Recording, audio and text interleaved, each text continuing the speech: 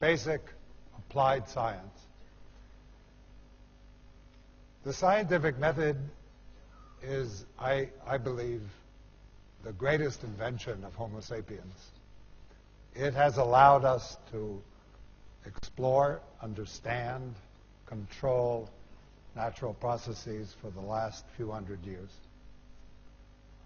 I agree with the statement that there is no true difference between applied science and basic science. There's only a difference between good science and bad science. Both basic science and applied science use the same scientific method of experimentation, observation, and theorizing, constructing quantitative explanations of natural phenomena to great success. But there is, of course, a difference as to what questions are being posed. Basic science is often called curiosity-driven science. And of course, curiosity is one of the primary features of Homo sapiens. It's what's made us what we are. We are creatures evolved, constructed by natural evolution to try to understand and control the world. That created by evolution are unique feature of language and of the human intellect. So we're all curious, and one of the great contributions of science, period, is the understanding it gives us of who we are and how things work and where we came from and how nature works and how we might control it and use it to our advantage, or sometimes, unfortunately, to our disadvantage. But the primary feature of Homo sapiens is to understand. So just satisfying our curiosity, one of the goals of basic science, is itself, I think, a primary contribution to human culture and to humanity as a whole. But society, of course, is faced with problems and ambitions to cure disease and alleviate poverty and clean up the world, and society and its leaders often turn to science, which has shown the ability to do that in the past, and say, solve this problem, solve this problem, solve this problem. And that, of course, is extremely important. We're designed as our species to use the knowledge derived from our curiosity and our scientific method to control nature to our advantage. But the history has proven, as Vijay illustrated, over and over again, that if all you do is try to answer the immediate desires of politicians and of society, what you will do is apply today's technology or yesterday's technology, somebody else's inventions, to try to solve those problems. And you'll do well. But you will never have invented, for example, the imaging techniques we have in medicine, such as like the MRI, which came from curiosity-driven research into the nature of the magnetic moment of the proton. Or most of modern technology, which is based on the understanding we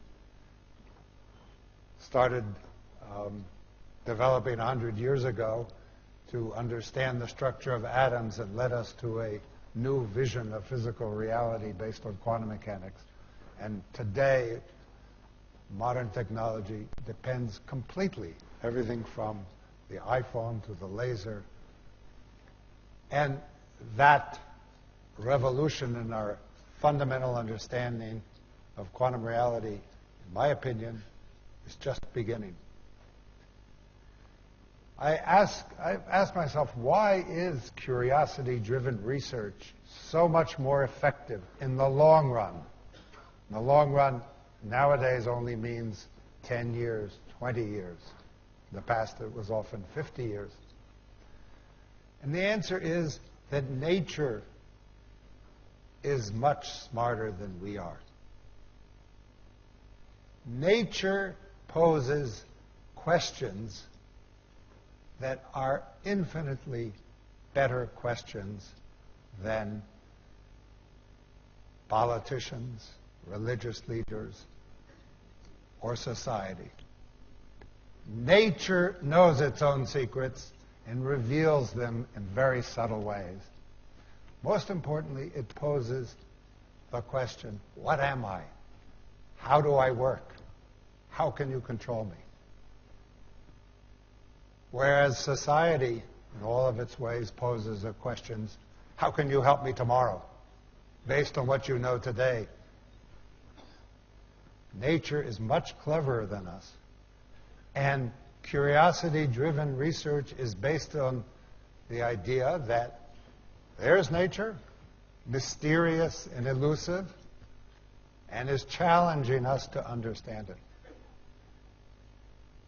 Nature also poses no boundaries between chemistry, physics, biology.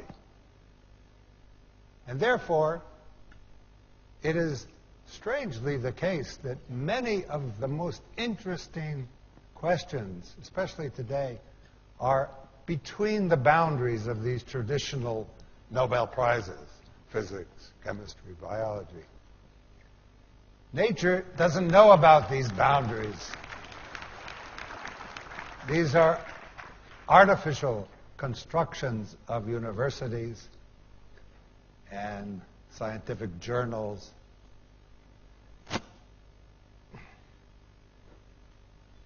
Let me put in a word not just for basic science as a curiosity-driven science, but for the small portion of scientific research which is called theory. Most of science is based, as it should be, on observation and experiment. They are the way we discover new features of nature. They are the ultimate judge of the truth of our ideas and of our theories. But there is a growing role, certainly in physics for 400 years, but even today in biology, for theory, which is the ultimate goal, understanding and formulating that understanding in quantitative terms that can be then judged by nature, by experimentation, and then used to make new predictions and extensions of our knowledge, tentative extensions of our knowledge, or direct applications. And theory, I believe, plays a special role in this interdisciplinary connection between the artificial division of science into fields. Theorists can span fields. They don't have to work on narrow questions in a laboratory with many, many people working and so on. And it is my experience that centers of theoretical science have an ability to bring together easily theorists who specialize in different areas yet share a common language, mathematical language and analysis, and are able to transcend boundaries and stimulate, overcome the artificial barriers between the different sciences, which often leads to remarkable innovations as one applies the ideas and methods of one field to the problems of another. But the essence of supporting curiosity-driven science is undeniable and recognized, at least in theory, everywhere in the world, even here in India. But you must invest to realize the long-term, 10-year, 20-year, or more, rewards for that investment. Thank you. Thank you, David.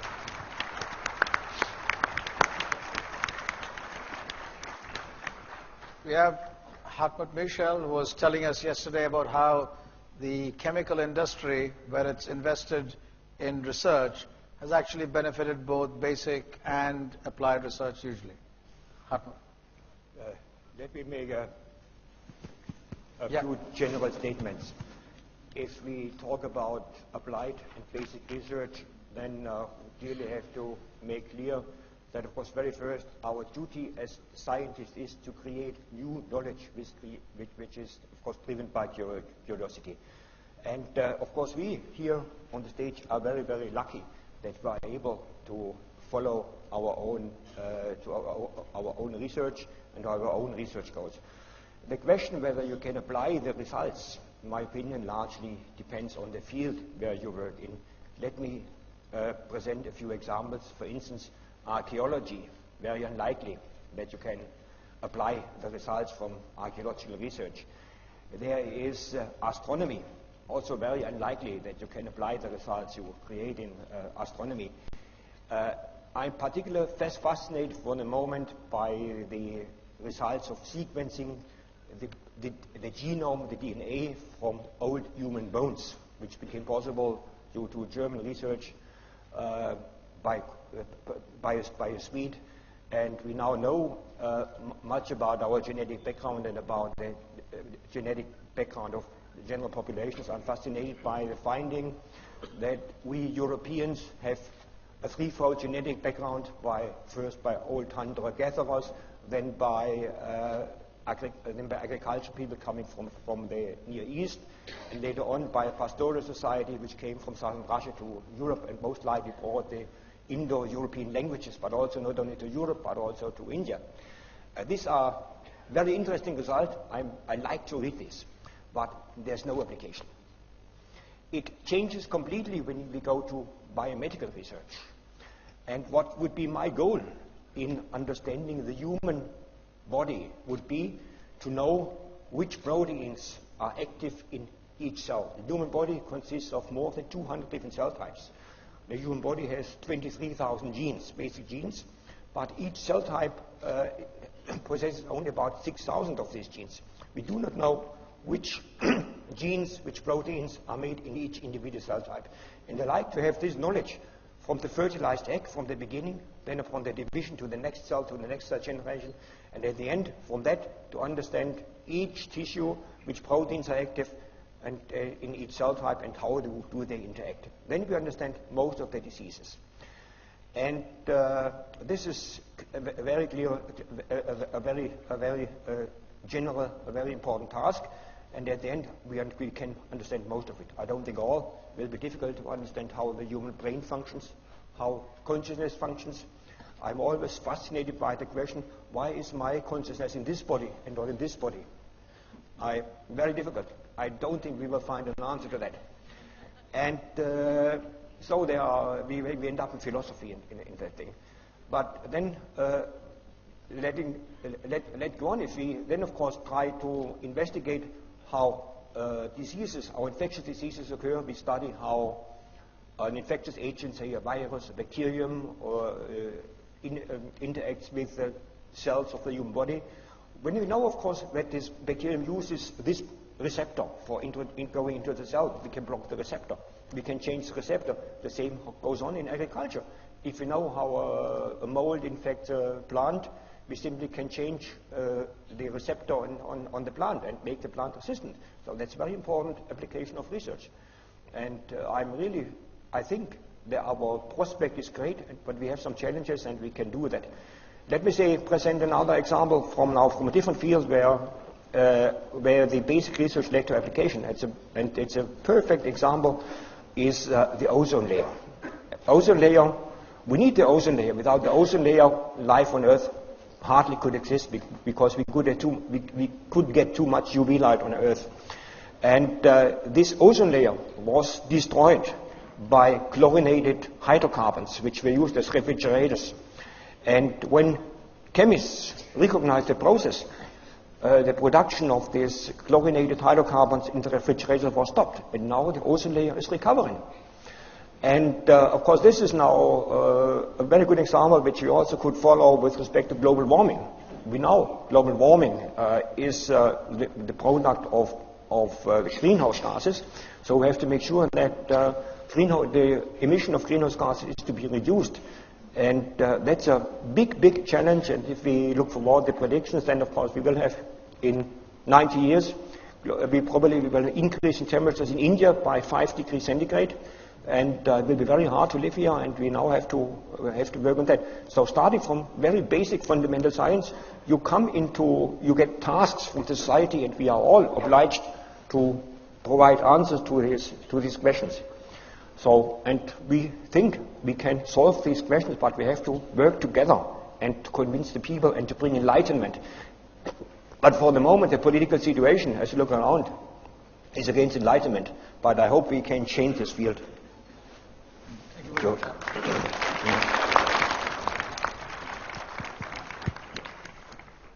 Serge Haroche is from France, and France has an extraordinary history, not only in science and in technology, but also in philosophical discussions about these kinds of issues. And Serge has very strong views about the role of blue sky research, and he's inspired a team of people in France to take on challenging problems dealing with the unknown. Serge. Okay, can you hear me? Yeah. It's okay. I think what has been said so far about the relationship between basic science and applied science we can all agree upon.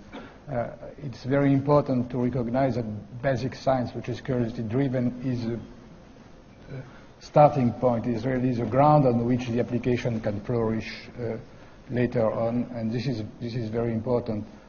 You can illustrate that by one historical example. At the turn between the 19th and the 20th century, there was a feeling that science was achieved, that we knew everything about the laws of electromagnetism, about thermodynamics, and very famous people like Lord Kelvin said that everything was already known. And at that time, some people tried to imagine what would be the technology of the 20th century. In the year 1900, there were postcards which were published everywhere in Europe to try to find out what the life would be in the year 2000. And it's astonishing to realize that none of the great discoveries and the great applications and the great devices which have come in the 20th century were forecast. People imagined that the transportation will be made by balloons, that there will be some kind of hybrids between trains and ships. And so this was just extrapolation of 19th century physics. Nobody had predicted the cell phone, the computers, the laser, and so on. And this is because quantum physics was lacking. At that time, there was no knowledge about the internal structure of matter, no knowledge about atoms, about photons. And so it was impossible to imagine what would come in the 20th century. And we are now in the same kind of situation. We have made tremendous progresses. We know how to manipulate single particles, how to observe directly single atoms, but we don't know what this will give as applications. Some people believe that one day we'll have a quantum computer, that someday we will be able to teleport things and objects, but these are just extrapolation, obvious extrapolation, and I believe that what will happen will be surprising, and as surprising to us as a computer or laser would be to Lord Kelvin in the year 1900. So this is one point. Another point I would like to make is the difference in the way science is being done, whether it's applied physics or basic science. Both, of course, have to be excellent and good, but the difference is in the goal. Curiosity-driven research does not really know where it is heading, while applied research has specific short-term goals. And the problem is, I think, that politicians, leaders of countries, are interested in short-term goals because of, especially in democracies, they will be judged on the result of how the tax-paying money has been spent. So there is a tendency to favor short-term goals. And this is not the way basic science is working. And the tendency is to apply the laws of applied science to basic science. And for instance, when a basic scientist is applying for a grant, he or she has to state what will be the milestone of his or her research, which is, of course, impossible to predict for basic science. So one of the problems that science has to solve, not only in India but everywhere in the world, is to distinguish between the way basic science works and the way applied science operates. And this is very important. Basic science requires long-term, requires trust and funding, sustained trust and funding over long periods of time. And of course, this is challenging because science can be bad too, and it has at some point to be evaluated, of course. But the evaluation of basic science is more certain, has to be made in a way which is different from, obviously, applied research. I also want to say that the connection between applied and science and basic science is a two-way street. Basic science is required, of course, to be the basis for all applications which stem from it. But on the other hand, the progresses which are made in technologies and in applied science give us probes and tools to get deeper into the basic science and curiosity-driven research. There are many, many examples of that. One example, and this happened all over the time, even at the beginning of science in the 16th, 17th century, the progresses have gone in both ways. For instance, in the 17th century, the laws of refraction of light were discovered by Snell and Descartes, and this led to the building of telescopes and microscopes. And this opened our knowledge to the astronomy and to the microscopic world. So this is one example. Galileo was, by developing the telescope, gave us an instrument with which a lot of discoveries have been made, even in basic science. The first way the velocity of light was measured is through an astronomical measurement of the eclipses of the satellites of Jupiter, which could not have been observed without the development of lenses.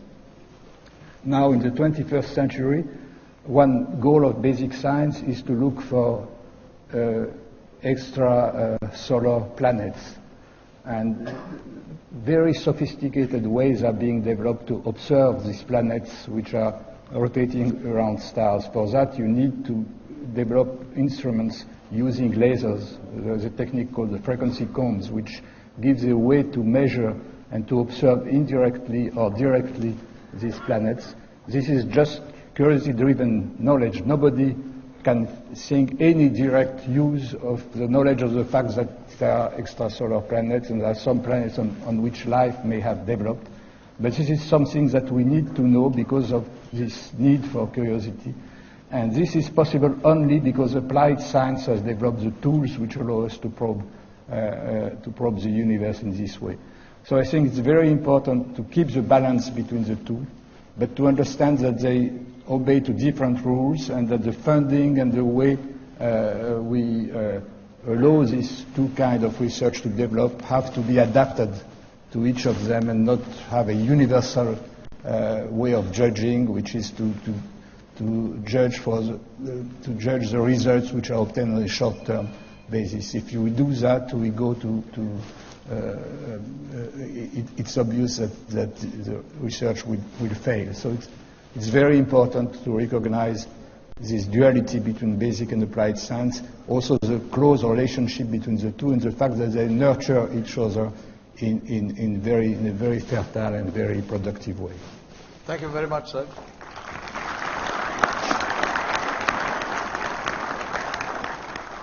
W.E. Morna comes from a background where he started much of his research in an industry laboratory, the IBM Research Laboratory, and there was a big tradition of the AT&T labs, the IBM labs, SIBA in immunology.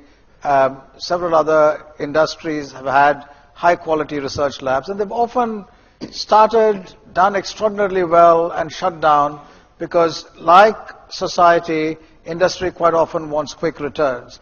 And some industries have had great foresight in investing in research. So, W. Morno. Well, thank you very much. I am very excited to be here and happy to hear the ideas presented by my colleagues. They've given you fantastic examples about basic science and its curiosity-driven nature and the relationship of that to applied science. But what I would like to do is to address this primary question of fostering an innovative environment. How do you foster a situation where you create innovation? And that can be best explained, at least in the way I think about it, as requiring that basic science and applied science have a close juxtaposition, that they actually work together, even nearly in the same building. And let me give you a story from my own history that explains why I'm saying this. I, as was stated, started my research career at IBM Research Laboratories. And this is an environment where in the 80s and so on and before that, we were supposed to be famous for both our science and technology. That is, one could be a fundamental scientist, do basic experiments, but you could also do working on a particular product. And you could do well by either one. But the nice aspect of that time is that we were trying to create a new type of optical storage. We wanted to store data in molecules, if you like, and arrays of molecules. Store digital data in arrays of molecules. And that's a technology development idea. You can work on building something to do this and so on. But the beautiful aspect of that environment is that we could also ask fundamental questions about this idea. How far could it be pushed? What was the best signal to noise that you could get? And I got excited about asking the question, well, can you go down to the level of one molecule? Can you use light to detect one molecule? And you can see how that might be related to this overall application, but it's a very fundamental question at the forefronts of what might be possible. And so we set out to detect a single molecule optically, and we did do that in 1989, so nearly 30 years ago. Well, it was a very esoteric experiment at that time, low temperatures. We didn't know how far it would go. We didn't know what its ultimate application was. And so in a sense, part of that was really curiosity-driven, since it hadn't been done before. However, when you open a new regime like that, you start seeing surprises. The single molecules would behave in fascinating ways. We could control them with light. We could do different things with the molecules. And over time, that turned into a completely different application at room temperature for observing detailed structures inside cells with very, very high resolution. This super resolution idea that was part of the Nobel Prize. So we use those individual molecules as, if you like, as samples of the position of a structure, so that you can measure information far beyond this fundamental limit of diffraction, a physical law of diffraction, that you can beat by using individual molecules. So the point of telling you this story is that it illustrates how basic science and applied science actually work together. And there was a challenge that was an application that we wanted to think about. But if we could invent new things and measure new behaviors, we might be able to push that application further along. And in the other direction, this whole field of detecting single molecules has profited from great advances in astronomy and detectors for measuring light from stars. And those detectors are what we use now to measure these beautiful images of cells at very, very high resolution. So there's a drive when you want to solve an applied problem. You want to figure out new ways and invent new ways to solve it. So there's a tremendous fertilization that occurs between the two ways of thinking. So I don't like to view them as dramatically separate. I think if you want to foster innovation, you want to have them in an environment where they can work together. Where there can be fundamental science going on, but sometimes an idea from that fundamental science will help the application. And vice versa, sometimes the application has new problems to solve that drives the minds of those that are working on the fundamental science to come up with new inventions. And in this kind of environment, I just want to note and emphasize one of the points that was made earlier. It's very multidisciplinary. You need to bring together ideas from many different conventional disciplines. these solutions that push back the frontiers involve multiple ways of thinking. And so in particular, in the case I just described to you, we used physics to do the spectroscopy. The molecules come from chemistry. The analysis of signal to noise comes from engineering. All of these concepts and ideas from different fields had to be put together. And so I think that's the way to foster innovation in the future. Thank you very much, Shabli. So we now have time for questions from so-called experts, those who are already scientists, and future experts, and those who want to become researchers in a variety of areas. I've been looking at my phone not because I've been reading my email, because I've been getting WhatsApp messages, questions from some people in the audience who have my number. And others have been going around collecting cards with questions which we have. So we'll get started. Some of the questions from the experts have already been addressed, but there's one from Rohini Godbole, who is a professor at the Indian Institute of Science, who wanted to know what does one do in areas of big science. We have the laser interferometry gravitational observatory. CERN is another example. Does India participate in external programs through collaboration only, or do we also try to set up our own mega science projects? Maybe David Gross can address that. Well,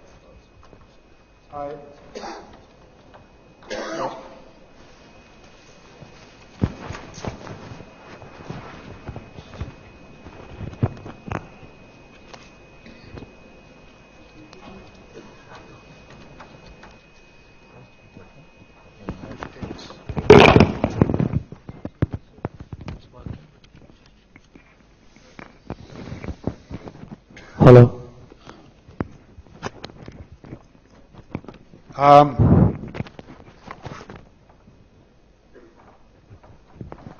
More broadly speaking, I believe that India has enormous potential in all aspects, from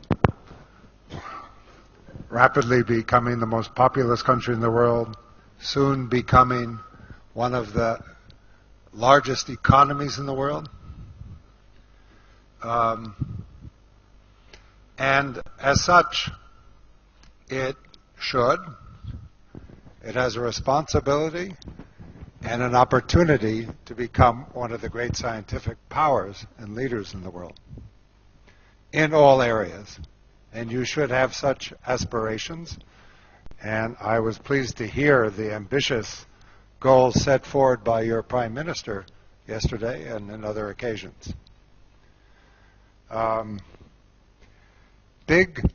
More and more of science is becoming big, so-called science. Many of the very difficult questions in the basic sciences, as well as their applications, require more and more data and more sophisticated methods of observation and experimentation, which are expensive both in manpower and in funding. To rise to its natural role in science and to contribute to human culture and understanding, India must become a major player in big science. And given its size and its ambitions and its potential, it should not just be a minor collaborator in big scientific projects around the world, but take the lead. The rewards, again, historically documented, are that the payoff from such leadership is incredible. CERN has not just become the leader in experimental high-energy physics throughout the world, and famous for that, but an enormous source of spin-offs and economic benefits to Europe as a whole. This is well documented. and understood. India has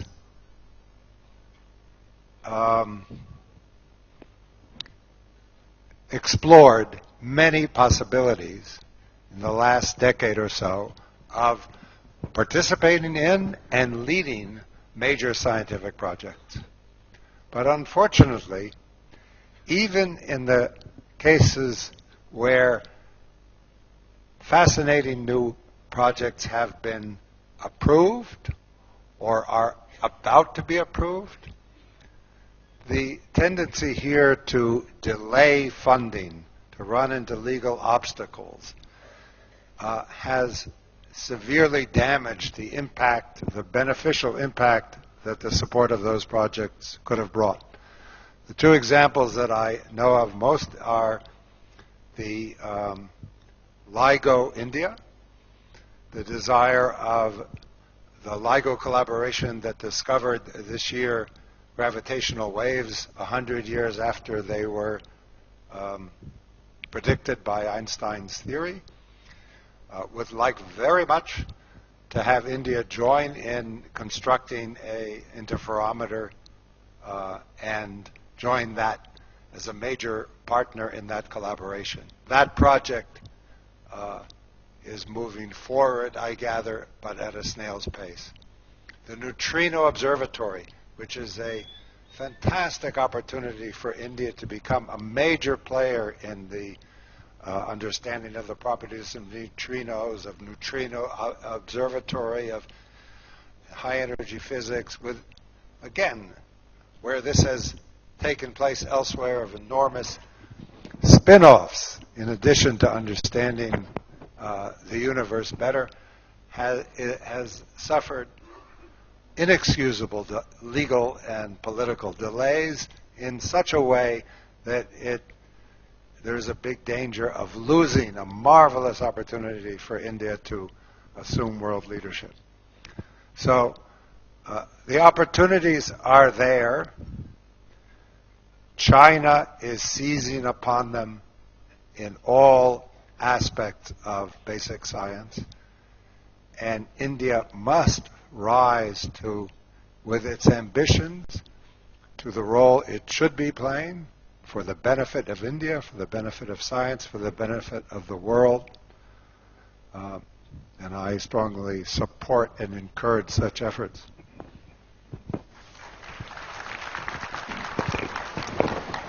The next question is from Subir Mazumdar, who's from the National Institute for Animal Biotechnology.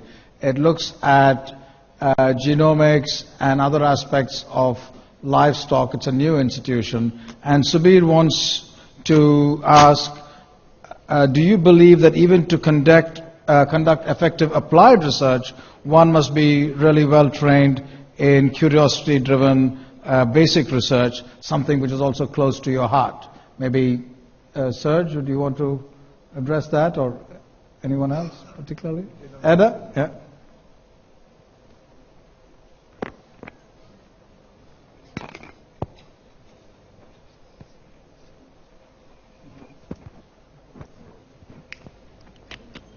That's on.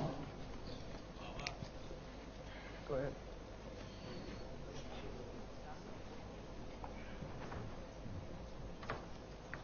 I think you switched it off. I missed it.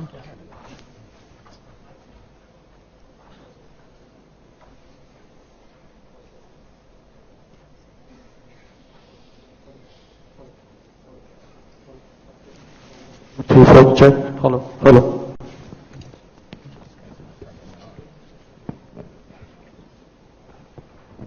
So the answer is very easy, yes. For any research, one has to know what one does. And if possible, even improve it. So if this is all, I answered. But if I'm allowed to say 2 more sentences, I want to extend what David said earlier. David said that nature is more clever than us. I fully agree with it. I even think that bacteria are more clever than us.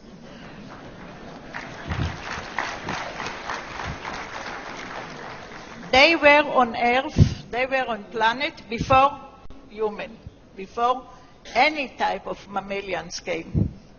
They are with us. I don't want to talk about what will happen after us because this I don't know.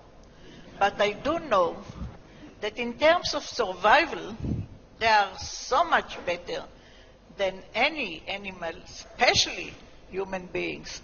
So they can multiply themselves or go to the next generation sometimes 10 times a day, but even when they grow slowly, 4 times a day, twice a day, and then they can change themselves. They can change their genome.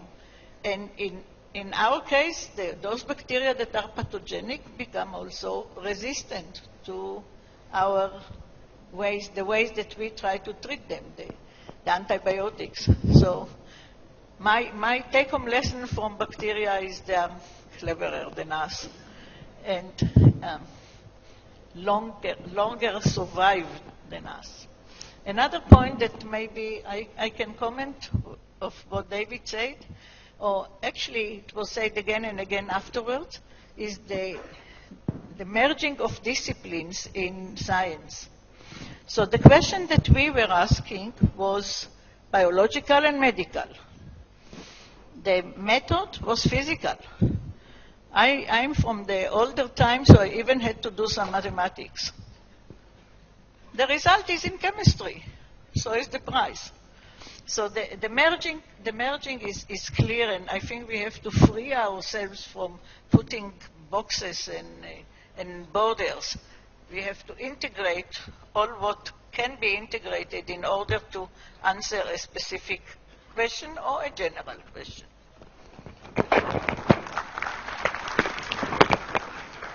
Thank you, Ada. I'll intersperse with questions from some of our students. And one question is, this is from Durjay Pramanik, who's a student here, how do you pick up ideas for you to use in your research? Does it just come to you? Do you need to be in an interactive environment? As an undergraduate, how do I choose what do I want to work on? Who would like to answer that? Yeah. W.E.? Sure. Well, this problem of choosing projects and that sort of thing is actually much deeper than a simple yes or no answer. In the university where I teach now, and the graduate students that I work with, the process of picking projects and deciding what to do has at its first level scholarship. That is, learning what's happened before, reading papers, learning the basics of what has been achieved. And in each case, it's important to ask, well, what have they not done in that experiment? What is the thing that they left out of this paper? What is the thing that they didn't do because they thought it might have been too hard? And maybe you can think of a way to do that. Another way of stating this is not just scholarship, but also interactions are essential, as you mentioned. Conferences where you can see what other people are doing, talk to people about their methods, learn about new methods. And the creative process requires synthesizing all of this information and finding something that hasn't been done before. Of course, there's still a fine line here, and this is where you might need your thesis advisor. You might need a senior person to help you. You want to do something different that hasn't been done, but you don't want to do something that's impossible. You have to do something that's close to impossible, or maybe not thought to have been possible, and so on. It has to be sort of at the edge. So you don't want to do something that's already done, because that's not what we enjoy doing. You want to find this fine line between something that's not impossible yet hasn't been done. Thank you. This question from Durjay Pramanik and is a related one which you already answered, is from Mohsin Vanan Chatel. Can you both stand up? These two students came in from the Ideathon, which was a national competition where several thousand people wrote a 100-word essay and they were chosen. I can't see them. There they are. can pop up on the screen, hopefully, but.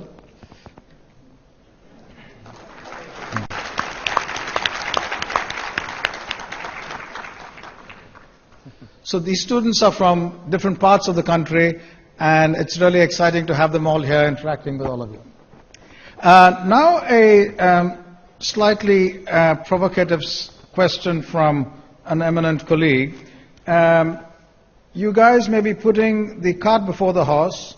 Historically, you guys meaning all of us here. Historically, economic growth precedes becoming a science powerhouse. The US was the world's biggest economy in 1908, long before it became a major scientific power. The same was true of Japan and today of China. Science takes money. What are your thoughts? I think the statement is incorrect. India was richer than China 30 years ago, richer with a much longer tradition of scientific excellence and institutions, richer than South Korea 50 years ago, both in cultural institutions and historical history and scientific exploration.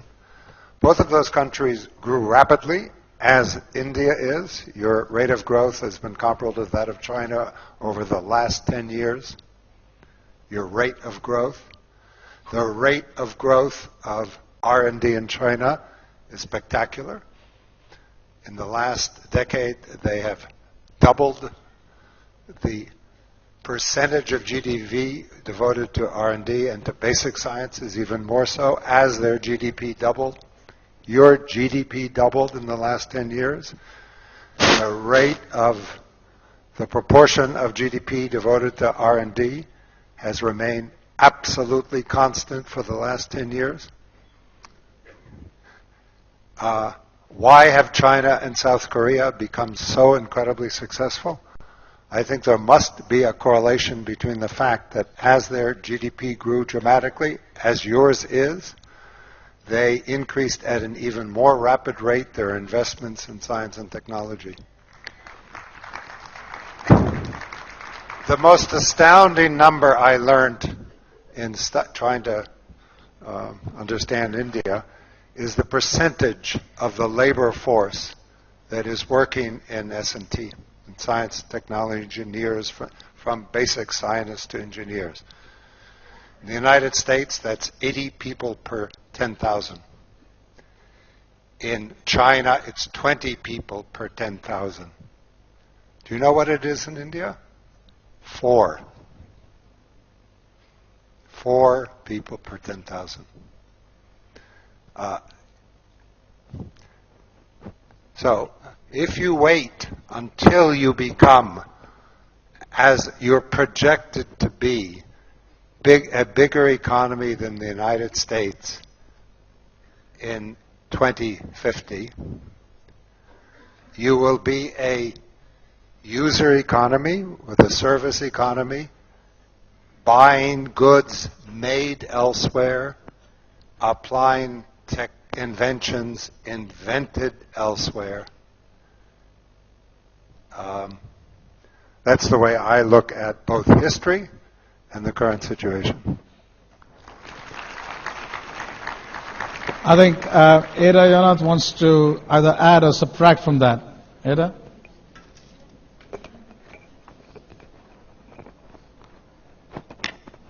I'm from Israel. All Israel together is less than Delhi, or maybe Delhi and the surroundings.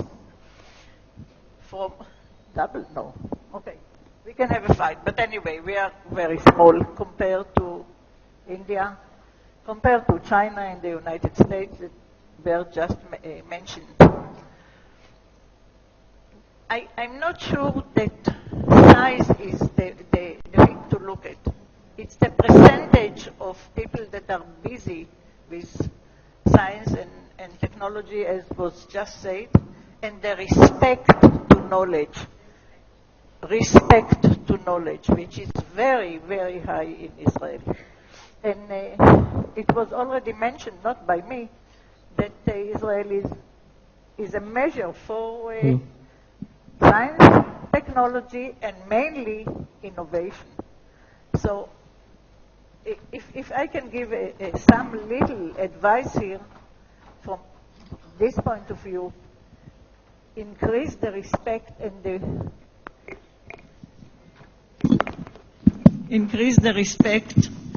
the interest in innovation, in science, and in discovery. But just now I gave an advice.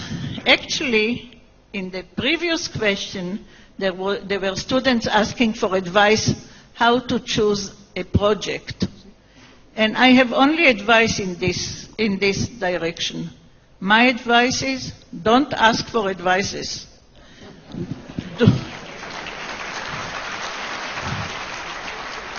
Find out what is interesting for you, what enlightens you, what inspires you, what you want to understand, and look for ways to do it. Sometimes it's not doable, but most of the time you can at least progress a little.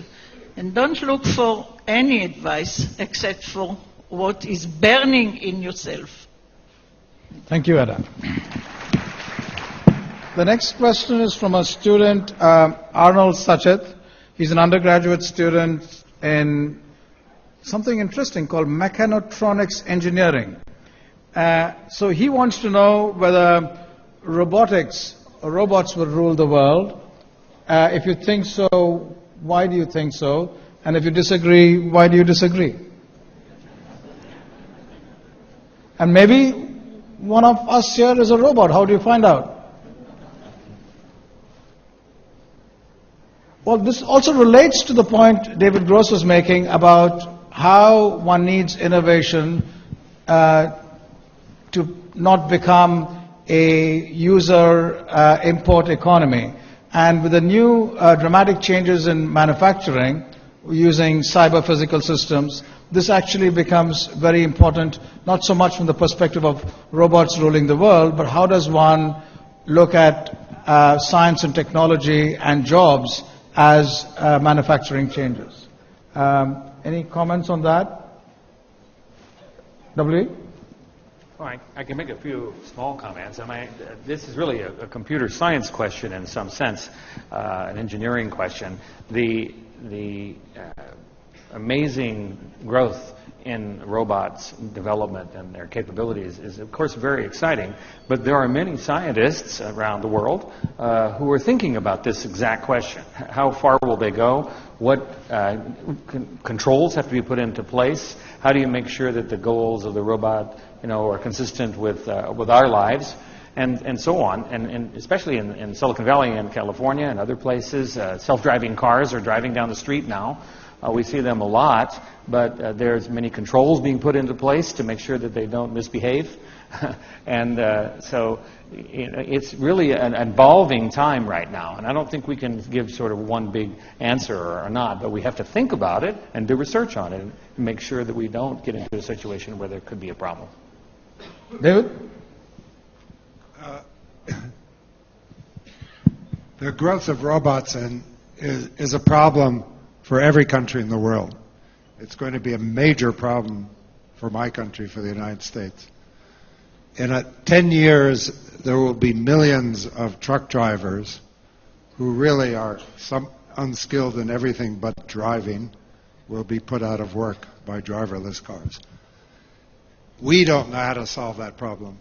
It clearly has contributed to recent political developments in my country. India has perhaps an opportunity as it develops not to repeat the mistakes or not to force itself to go through the historical evolution of advanced economies, but to leapfrog. No one, I have not heard an answer to this problem. How can we construct a socially just, viable economic system where many of the manual labor jobs are no longer economically viable, But maybe India has the opportunity to lead in that respect. As you create a developed economy, you aim for an economy of the 21st century and not one of the 20th or 19th century. Thank you very much. This is a natural segue into the next question. By the way, Arnold Sachet, could you first stand up and let's see you? There you are. If you could get the camera onto him. That's still me, not you.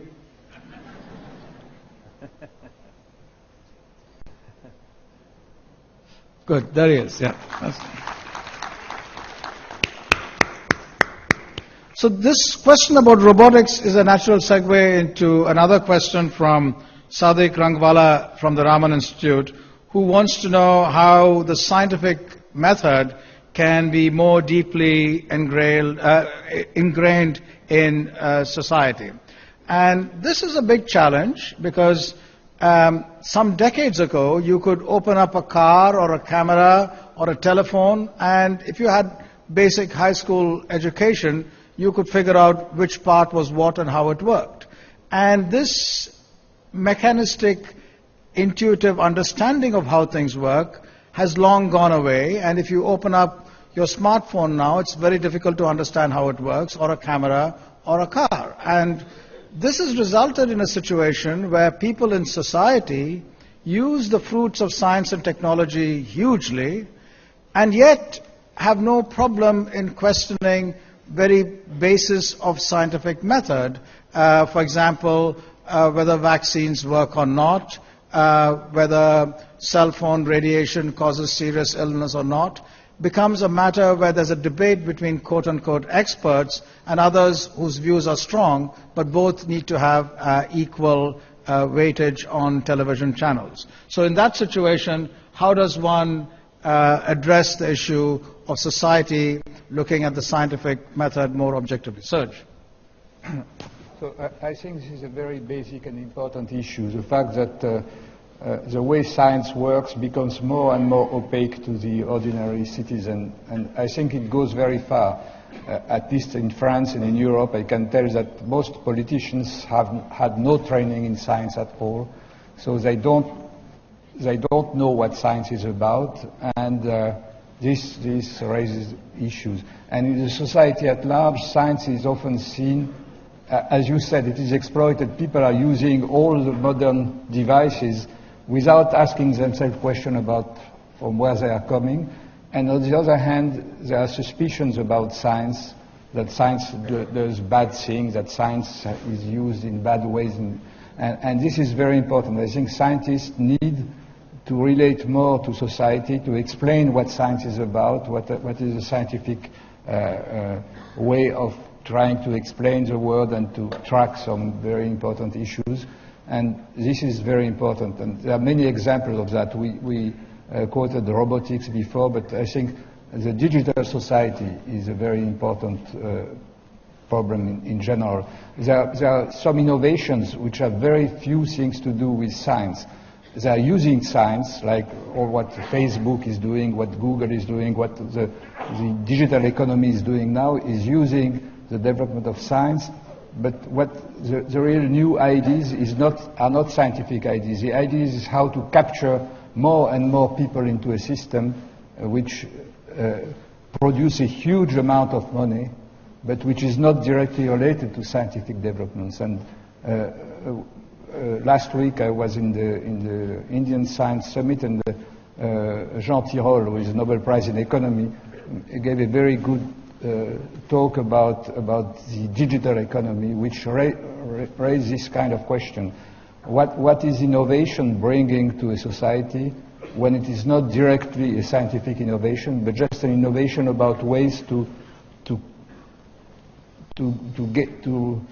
get more and more economical profits from bringing people together through the digital economy.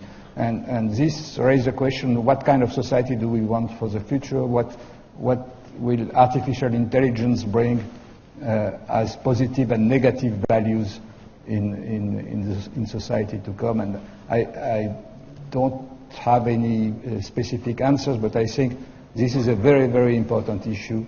And as David said, it is related to the development of some populist movements throughout the world, because people are scared by this kind of developments and they don't know how to react. And the first reaction is a very primitive one, which is a reaction of fear and closing up to. And I don't think this is the right reaction, but by saying that, we don't give solutions, and that's the big issue. Thank you very much, Serge. The next question is from Aisha Mehta and Devanshi Adya, who are undergraduate students. And this is we're nearing the end of our panel, but this is a very important question. It's obvious that all of you have had many failures. How do you cope with that? W? Sorry. I'm presuming that many of us will want to answer this one. The exciting thing about failure, the way to handle failure, is to use it as a learning experience. And in fact, you want to embrace it, because you might have thought that the way things work is a certain way, but when that doesn't happen, now you have the seeds of a new discovery. So one thing about failure is, of course, you have to be careful. As scientists, we have to have proper scientific methods, okay? And so I'm not talking about the situation where you just, operated the equipment incorrectly. I'm talking about when you had an idea that something might work a certain way but don't know for sure, and you did the experiment and it failed. That's just a great moment. That's the moment to take it apart and learn what you didn't know and why you thought it might have worked. And it's the way to move forward in new discoveries. Serge? I think this issue about failure gives me the opportunity to say something that we did not say up to now. At least in my case, the Nobel Prize recognizes one individual, but we are working in a team. I have been working with colleagues all over the years, and sometimes we got results, and sometimes what we thought was wrong or we failed for technological reasons. And it helps a lot to work together. And one antidote to failure is humor. The fact that you can take things lightly and understand why we made the mistake and use some kind of self-depreciation of what we are doing and joking about it.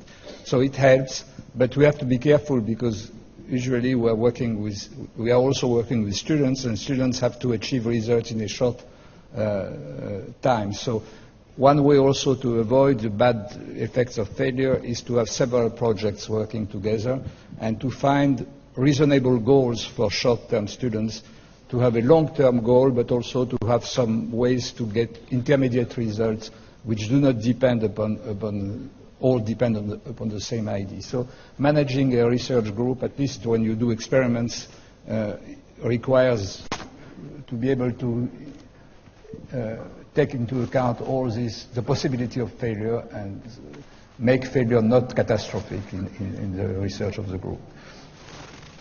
Hartmut, do you want to add to that? One important point is that you have to become frustration tolerant. And in our curriculum in biochemistry, it was the case during the studies that for sure you had failed experiments, and you learn to learn with that frustration, particularly work with materials which you cannot see, which are so tiny and things like this. At the end, you don't know what is right. But I completely agree that the most important experiments are those which don't give you the expected result. That's what is called serendipity quite often, and leads quite often to unexpected discoveries. For me, a prime event was that I tried to use a molecule for driving other biological processes. I stored it in the refrigerator, and I got solid glass-like bodies. And from that observation, I was convinced that if I can make a solid body out of such kind of a protein, I also would be able to make crystals and to get the structure. And this was, for me, the basic incentive to start this kind of research. But I also have to say, I always feel challenged if somebody tells me something is impossible. Am I still thinking about the second law of thermodynamics, if it's really true? Thank you. David?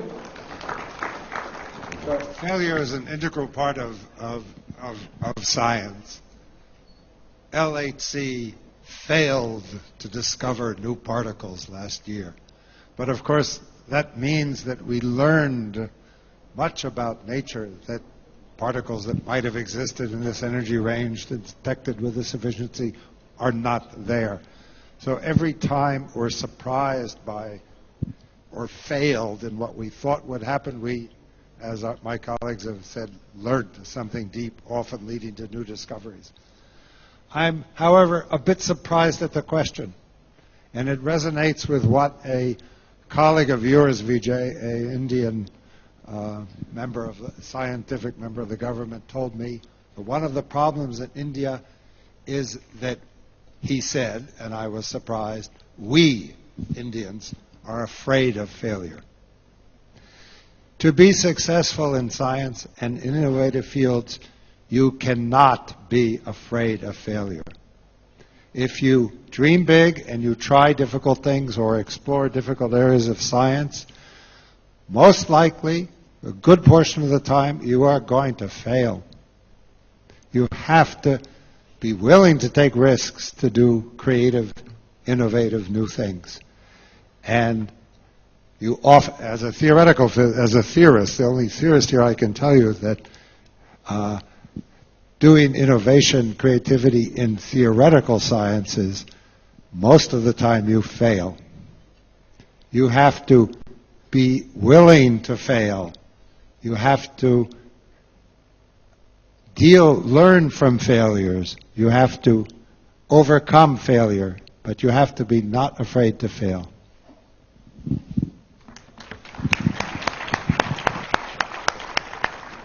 So it seems that everything you say I support. In our case, we spent 6 years of what we called climbing the Everest. 6 very difficult years, and against most of the scientific community being suspicious, to say the least. When we reached the Everest, you know what we found? That there is actually a larger and higher and more difficult Everest behind it. So we call it the Everest behind the Everest. And this was time that, if we call it failure, I'm not sure failure exactly, but not successful the way we thought it we going, it was time either to stop or to rethink. Rethinking brought us to develop a method that revolutionized structural biology, not only ours, almost everything in this field. So I'm not sure that failures are so bad. From this point of view, the failure worked.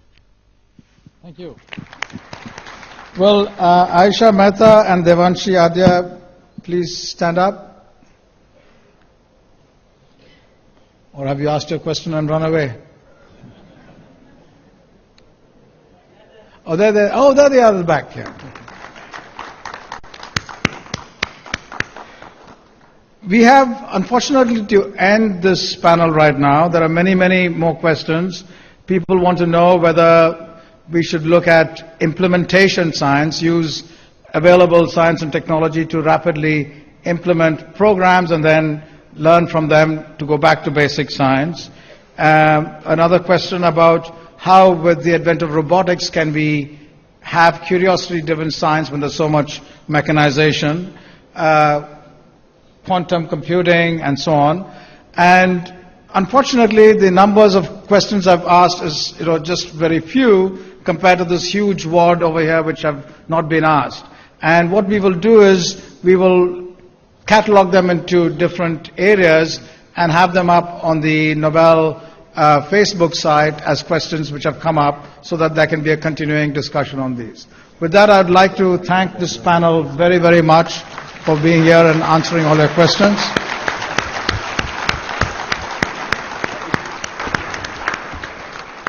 And I think before we move on, we would take this opportunity to present mementos to our esteemed Nobel laureates, and we request Honorable Minister Education Shri Bhupendra Singh Ji Chudasama to please present the mementos.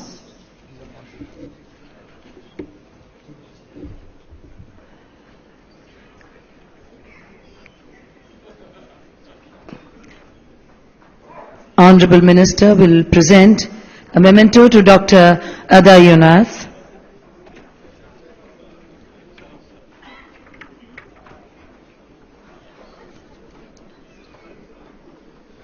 To Dr. Ada Yonath.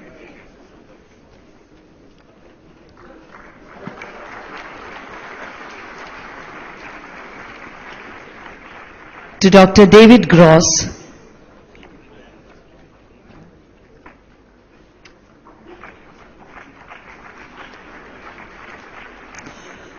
To Dr. Hartmut Michel.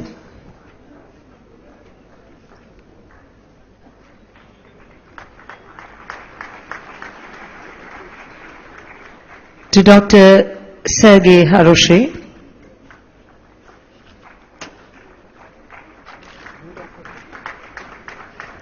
And Dr. William Morner.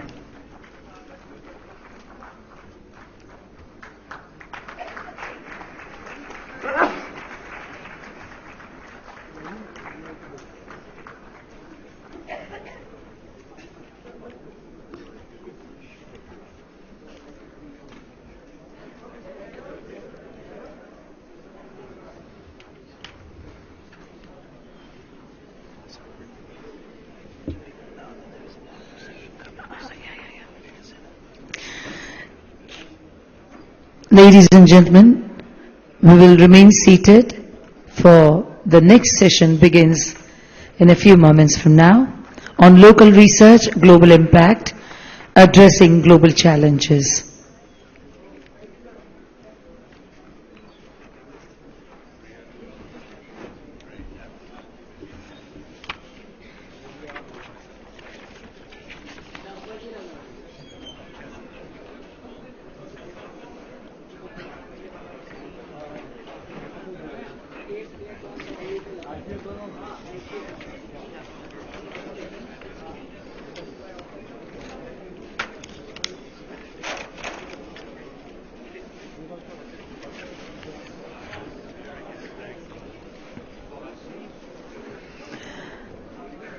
A humble request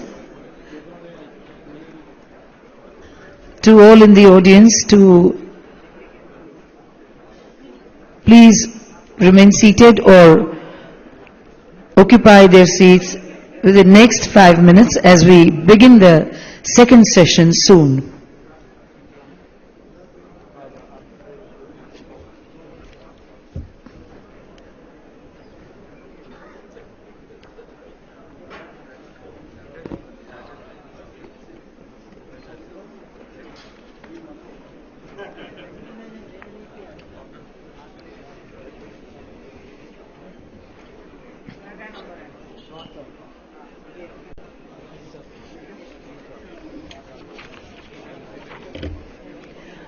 We do not break after the session, but we immediately move on to the next session.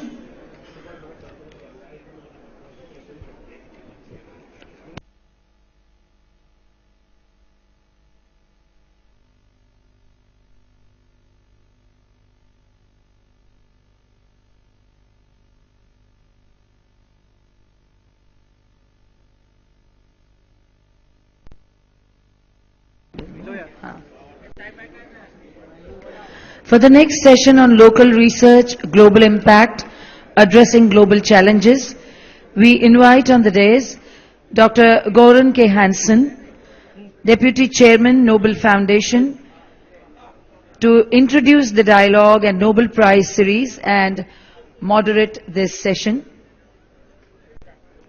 Before that, we bring to you an audiovisual film on the subject.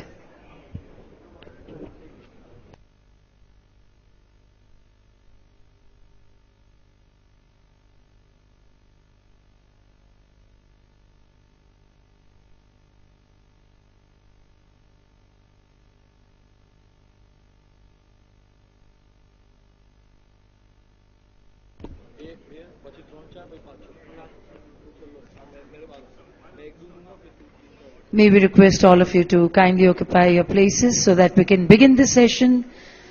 And a gentle reminder to please keep your cell phones on the silent mode during the entire session.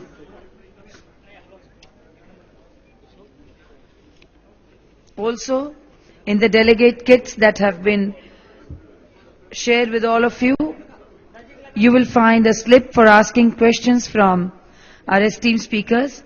You may fill these slips and hand it over to our young volunteers who will help pass on the same to the moderator of the session. Thank you.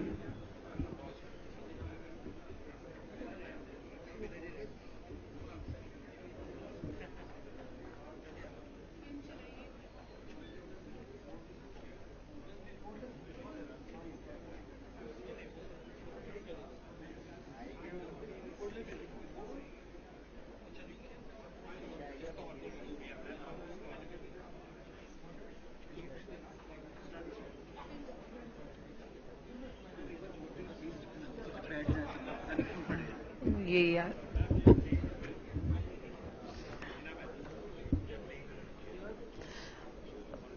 May we once again request all of you to kindly occupy your places.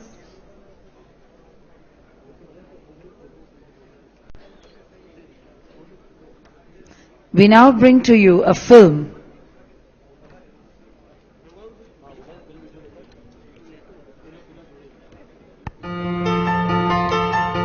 This is our world. A beautiful world. A perfect habitat of men and nature. But full of hardships and calamities that challenge human existence every now and then. It is the human being who never gives up even in the most extreme situations. He continues to ask questions, to search and to research until the quest is answered. India is such a land of age-old civilization and scientific capabilities and traditions. This country, a home to 1.3 billion people, is a powerhouse to ideas and innovations. Today, the time has come for Indian science to embark on a new quest, to fulfill the global needs with its capabilities to ask questions and do research, by posing questions like, how can our research in science and technology accelerate so that we can be a major force for global good? How can we make our scientists see opportunity in frugal innovation and entrepreneurship for public good? How can Indian science most effectively progress to contribute to global good? Accompanying us in our quest for the answers are these masters of science. Venkataraman Ramakrishnan, the Tamil Nadu-born American citizen whose contribution in study of ribosome, the tiniest particles present on this planet, was a massive contribution for the development of antibiotics. Randy Sheckman, the bright mind who performed the Nobel research for understanding and making the transport system in cells simpler. Harold Varmus, who discovered and presented new opportunities for research into possible cancer treatments. Richard Roberts, who successfully demonstrated how a gene can attain the potential to form a number of different proteins. So, let's discuss, debate and deliberate. Nobel Prize Series, India, 2017. Nobel Dialogue 2017.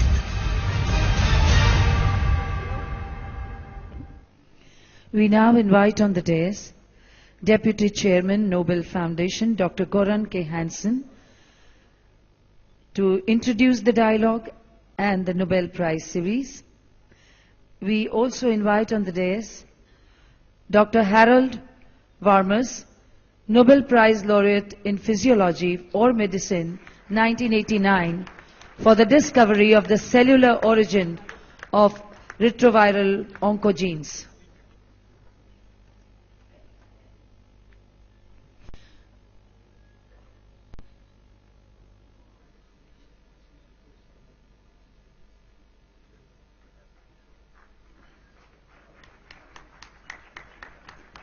We invite on the dais Dr. Randy Sheckman, Nobel Prize Laureate in Physiology or Medicine 2013 for the discovery of machinery regulating vesicle traffic, a major transport system in our cells.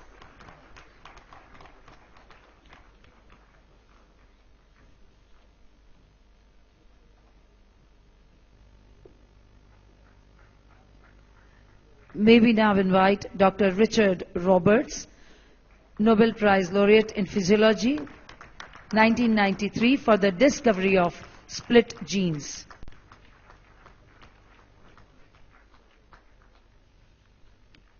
And we now invite Dr. Venkataraman Ramakrishnan, Nobel Prize Laureate in Chemistry, 2009, for studies of the structure and function of the ribosome.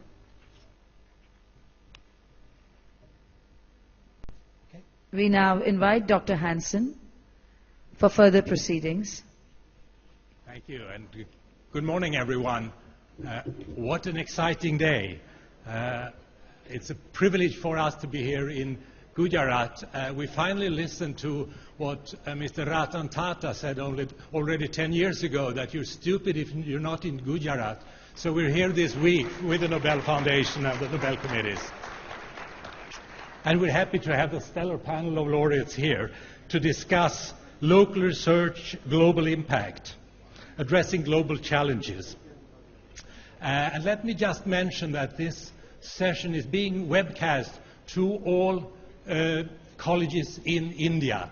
So we have many more attendees than you here. We will do a slightly different format from the previous session, in that we will bring up topics and discuss between us, relating, of course, to these issues of global health and biomedical research. And then we'll invite, as in the previous session, you to participate by sending in questions that we can ask our Nobel laureates to comment on. So, without further ado, let me just find where I put the little thing to operate the machinery here. I found it. Right, I brought a few slides. So this is what we're going to talk about. You already heard our panel of Nobel laureates. This is global health today. This is the age-standardized disability-adjusted life year, a good index of how healthy the population is. And you can see what it looks like around the world. The light color here indicates the longest healthy life you have, and the most fortunate in this respect are today the populations of Western Europe, North America, and Australia, and also Japan, North Korea. The most unfortunate are in Central and Southern Africa. And you can see that in South and Southeast Asia, the situation is, generally speaking, in between, not as bad as in other parts of the world, but it could be, of course, better. Now, the kinds of challenges for preventive medicine and for therapy are different in these different parts of the world, because the problems in the countries with the lowest life expectancy are largely related to infections and undernutrition, and in the other parts of the world it's non-communicable diseases that dominate. Here is some statistics from India that I got from a web page produced by my colleague Hans Rosling. Gapminder is the name of this marvelous web page. And you can see here the biostatistics from India with life expectancy that has had a tremendous increase in the last 100 years and continuing.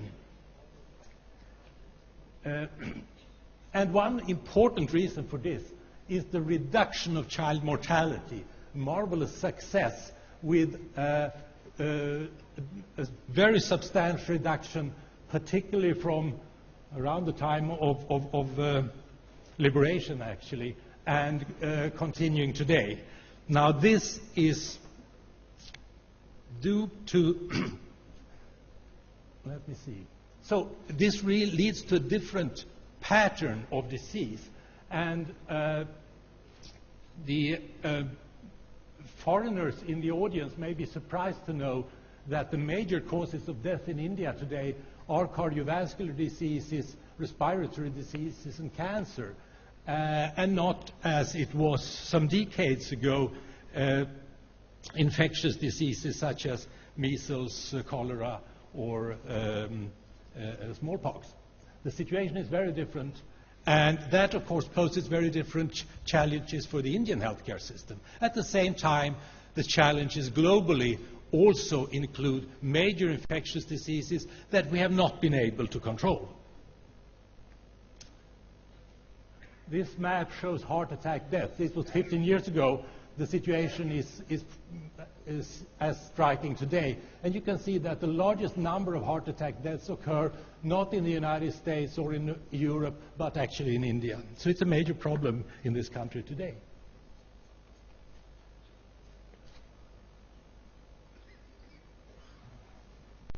Okay, so just to conclude here, the challenges we face for global health are relating to communicable diseases, and there we wonder, of course, what can developing countries learn from India, from the Indian experience, and also which are the major challenges today that require not only development and implementation, but new research to solve. And for the non-communicable diseases, can the experience in Western countries be of help for India? And how can we, generally speaking, improve the situation and address these major health challenges in the world today, like heart disease, like cancer, and so forth?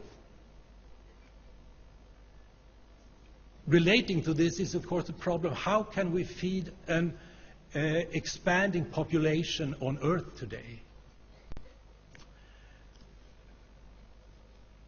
A topic I hope we can address.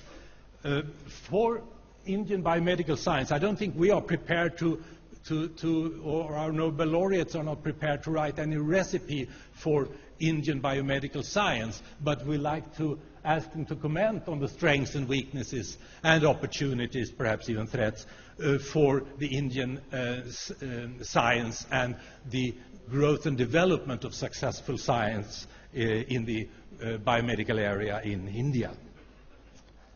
So with that, I'd like to move on and start our panel discussion. And for the most successful things we have done in mankind to improve health are not to develop new drugs, although they are awfully important for the individual who gets them when he or she is sick, but it's fertilizers to improve crops, to feed the people, it's pure water supply, and it's vaccines. So let's discuss these few topics a bit first. And here, vaccines have been a tremendous success all the time since smallpox vaccine was developed several hundred years ago. When it comes to infectious diseases and to diseases not conventionally considered to be infectious, there is very important development. And Harold Varmus, you've been very supportive of vaccine research as when you were the head of the National Institutes of Health in the US and an advisor to foundations and so on.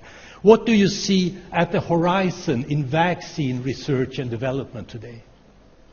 Thank you for the question. Am I on? Yes, I am. Thank you for the question. Let me first of all commend you for putting this in context. I alert the audience, though, to one aspect of those diagrams that it was not perceptible, and that is that within every one of those countries, there is a very wide range of outcomes with respect to life expectancy. And that's, of course, particularly true in India, where you have a small segment of the population that's very wealthy, a suddenly very large middle class, hundreds of millions of people, and a remaining large segment that's impoverished, where the health statistics are much poorer. It is perhaps worth noting at this point, before we get into deeper discussion, that the opportunity to make better assessments of the health of the Indian population has been dramatically improved by the new means for identifying individuals with digital techniques, the so-called Aadhaar criteria, and I hope that the statistics from India will soon be much greater. I looked at my own country, and we're not colored among those nations that have the highest life expectancy, in part because we have a large segment of our population that represents an underclass where the health statistics are much poorer. Life expectancy for low economic status people is about 20 years lower than expectancy for those who are in the upper middle classes.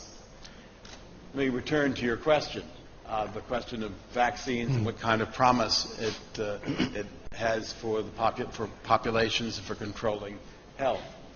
Let me start with one simple observation that relates this discussion to the prior discussion, namely the distinctions between applied science and basic science. You said the development of the smallpox vaccine. Well, in fact, development there was really just a matter of observation. No basic science was required. A number of people, especially William Jenner, noticed that smallpox did not kill women who took care of milking cows. They had a disease called cowpox, related to smallpox, and if material from their very minor lesions that were the result of cowpox were given to normal infants, those so-called vaccinated individuals could be protected from smallpox. That required no elaborate scientific study, no basic research. In contrast, just to give one other example at the other end of the spectrum, hepatitis B virus causes disease throughout the world. Large numbers of people in India, Africa, the U.S., other places experienced infection. The cause of that infection was very difficult to understand until a Nobel laureate in 1976, Barack Bloomberg, undertook studies of strange proteins that might be found in the blood of individuals from around the world, a study that had nothing to do initially with hepatitis B virus. And he found something called the Australia antigen, which proved to be the major antigen, the major immune stimulant of hepatitis B virus. That virus could not be grown in cell culture. It could not be used as a means of stimulating immunity. But thanks to the development of recombinant DNA technology, which again was not developed to make vaccines, it was possible to make the so-called Australia antigen in a way that could be used as a vaccine.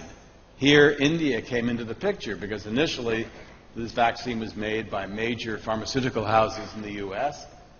Great triumph because the approach to making the vaccine was one of the first dramatic contributions made by the recombinant DNA industry to global health, but the expense of making that vaccine still put it out of range for many people in the developing world.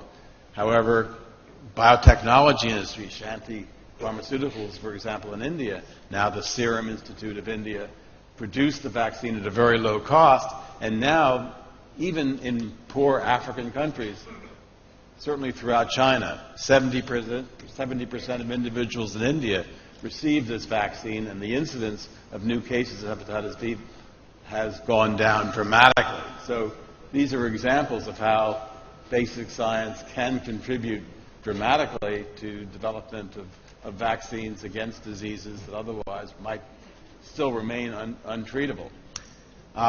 You ask about what we can do to use the basic approach of vaccination to prevent the diseases that are causing the greatest morbidity and mortality throughout the world at the moment. And frankly, in many cases, we don't have as yet the prospect of making such vaccines.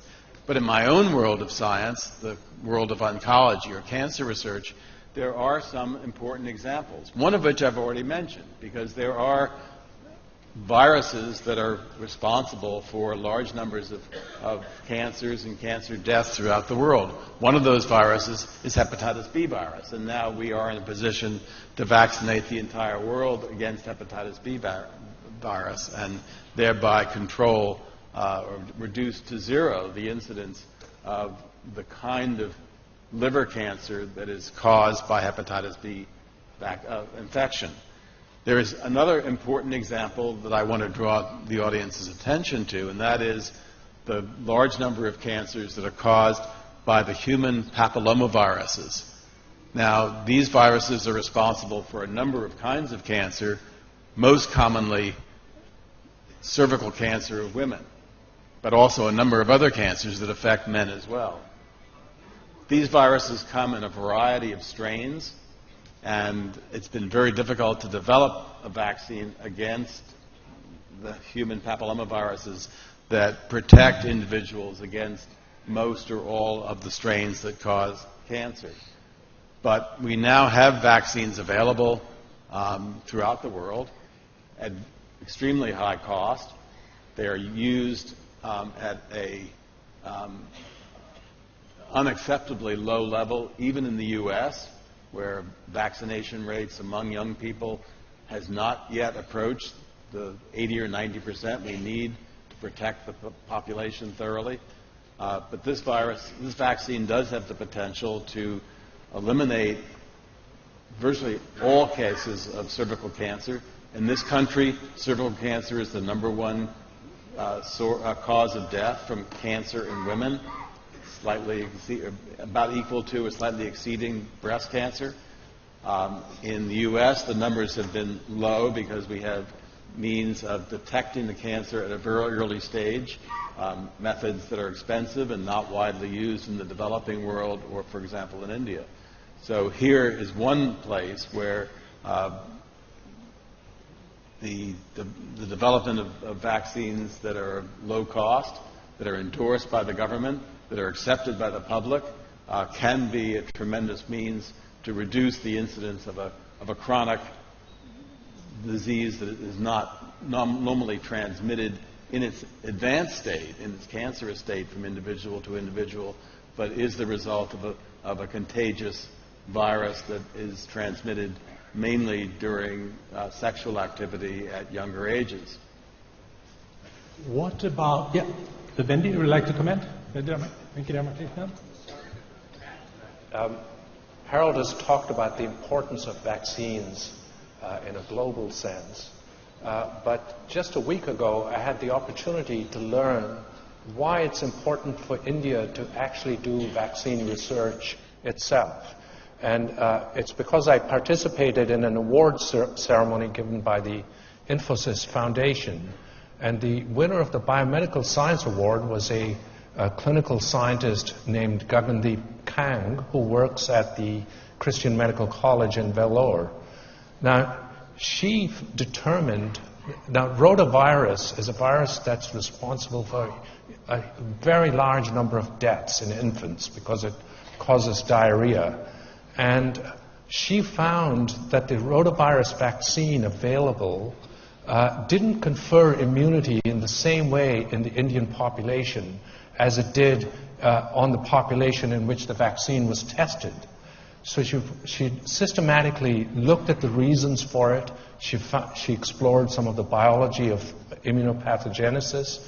And as a result, she's actually contributed to vaccine development as well as vaccine efficacy evaluation, which is now being used by other countries such as China and Brazil. And as a result of her studies, not only has she saved or is in the process of saving really many thousands of lives, but she was also elected a member of one of the few Indians to be elected a foreign member of the U.S. National Academy of Sciences. And you know, a great role model for women scientists and for clinician scientists. So this is something that would not be possible had not a group in India systematically done research and explored vaccine efficacy. Now, this is a case where a vaccine was available in the West, But there are other diseases for which vaccine development in the West may not be, a priority. There are diseases, which are prevalent particularly in tropical countries. I mean, dengue fever is one of them. So there are many cases where, medical research in India needs to be done, in order to solve problems here, which lead to interesting biology as well. This really relates to inter-individual differences. And here the new genomics opens up new possibilities for us that were unheard of 20 years ago. What's your thoughts in the panel here about using genomics technology for development of vaccines or drugs to overcome the problems of differences between populations? Is it used enough? Do you see more opportunities based on the discovery you mentioned? I think there's more interest in it, and I heard a discussion again last week about how certainly many parts of India, including southern India, have a very large co-sanguineous population, which at the same time has very large diversity. For example, Africa also has large diversity, but it's not as co-sanguineous as parts of southern India.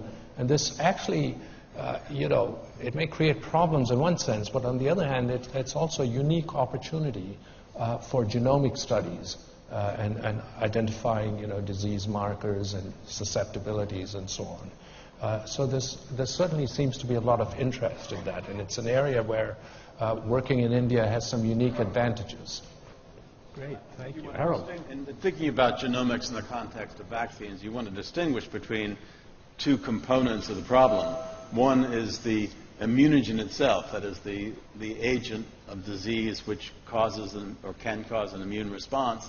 And there, of course, looking at the infectious agent is isolated in many different parts of the world can lead to important discoveries about the nature of the immunogen, which is going to be variable because these organisms, like us, are undergoing evolution.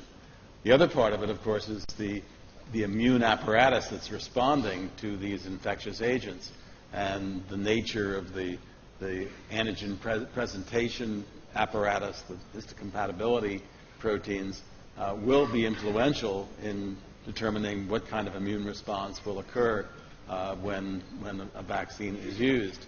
I think it's important in this context to remember that not every infectious agent has allowed us to make a vaccine.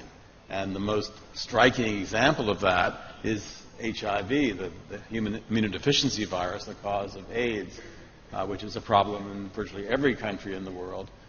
Despite 30 years of knowing the etiological agent of that disease, we still don't have an effective vaccine that can be used clinically. We know a fair amount about the structure of the virus, some of the potential sites on the viral particle that can be used as sites for immune attack, but we haven't yet made an immune stimulant that can create the kind of a protective response that we've been so successful in developing for pertussis and smallpox virus and hepatitis B virus and human papillomaviruses and many others, rotaviruses. And that remains a tremendous intellectual problem that every scientist everywhere in the world still should be paying attention to. So when will we see an HIV vaccine? Look, no one I know who's sensible ever makes a prediction about this kind of thing. I think it is fair to say that over the course of the past few years, it's been possible to identify some antigens that we know can stimulate neutralizing antibodies that inactivate the virus and make it non-infectious. We know a lot about the receptors, which were alluded to in the previous panel as being the mode of entry of viruses into cells. And by knowing a fair amount about how HIV interacts with cell surface receptors, it's been possible to think about the right kind of design for vaccines that might work. But frankly, at this point, it's very difficult to produce a vaccine that is likely to be protective against the many different strains that are present worldwide. And it's also different, to come back to the clinical research aspect, to design vaccines that will give us clear answers to the question of what is protective against disease. It's easy to assay whether or not a vaccine has been protective against infection, but it's going to be difficult in the case of AIDS, where we have quite good treatments, to be able to judge the efficacy of a vaccine in less than many years. That research on HIV and its entry into the cell helped developing a therapy, drugs that are effective. If not a vaccine, that was perhaps the aim, but then we have therapy now, which is also a marvelous... I agree with that. It's not the entry point that actually is the target for most therapies. The target for most HIV therapies is a result of basic science that was done on the general class of retroviruses, noting that retroviruses depend on a number of enzymes, the reverse transcriptase, the protease, the integrase, and it's drugs against those enzymes, as opposed to the molecules that mediate entry into cells, that are the basis for most therapeutic approaches, in fact, all effective approaches to HIV treatment. Good that you mentioned that, because it really proves the point that you cannot innovate and develop without knowing the basics, which requires the fundamental research that preceded that whole development. So innovation, as we heard about from our minister, is not enough if you don't have something to move from, the basic understanding to move from, to develop. Randy Scheckman. I had a question for Harold. What about the prospect of using the modern recombinant techniques that we'll talk about tomorrow in developing therapies that result in the loss of the receptor for HIV, the deletion of the what is it, CCR5? Is that? I mean, it's a major effort to do so, to tailor it for an individual. Well, that's a very good question, because it's recognized some years ago that there are individuals who are born without that receptor, and they don't get infected. So we already know from a natural experiment that individuals can lead normal lives without the receptor. One of the receptors, part of the receptor complex for HIV. Now, whether it will be possible to carry out the kind of gene editing process you're referring to make individuals completely devoid of the receptor is a matter of conjecture, because remember, it's very difficult at this stage, at least, to envision changing every cell in the body. No one is going to argue at this point for germline gene therapy to make individuals non-susceptible to HIV. That would simply be a completely immoral experiment at this stage. There have been, again, kinds of experiments of nature in which individuals have received bone marrow transplantation because they developed leukemia, and they received bone marrows from individuals who were genetically unable to encode that receptor. Those individuals are among the few who have been allegedly cured of HIV. And I think the likelihood that you would take a normal individual and carry out a gene editing process to eliminate that receptor is quite implausible at this stage. What about taking someone who's already infected, yes, using some kind of gene drive technology to introduce enough deletions into the immune system that would then allow that individual, by selective process, to repopulate his or her immune system? That general strategy is plausible.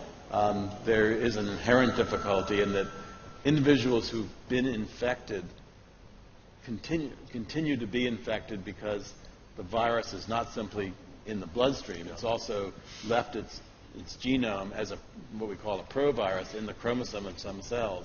It's very difficult to eliminate all cells. You can't do that. So that individual is going to have virus in the body somewhere. And the question is whether you can take all potentially susceptible cells and do gene editing and make them all resistant to infection. That is a tall order. I wouldn't say it's impossible, but right now it's a tall order. Rich Roberts? people have been thinking about is to go after the integrated copy of the genome, use Excuse me, CRISPR can you hear him? technology there in order to do that. Could you repeat the question? I think there was something wrong with the sound. Working?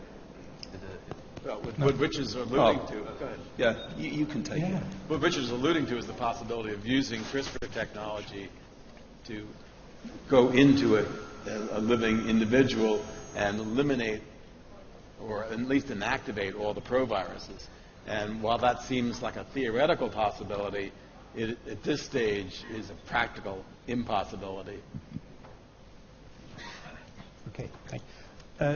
Before we leave the vaccine area, let me ask you about malaria vaccine. Malaria is a huge medical problem in this country and in many other countries of the world, and it's been a huge challenge to identify antigens and to handle the problem that there is such a turnover and change in the malaria genome.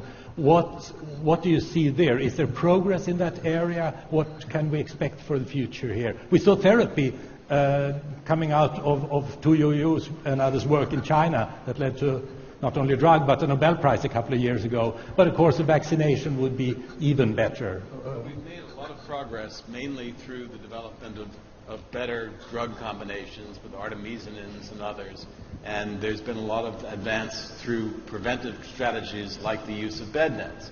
So the worldwide mortality from malaria has come down dramatically over the last 15 or 20 years because of this intensive focus on malaria as a cause of 1 million deaths in children per year and an impediment to industrial development in countries that are malarious.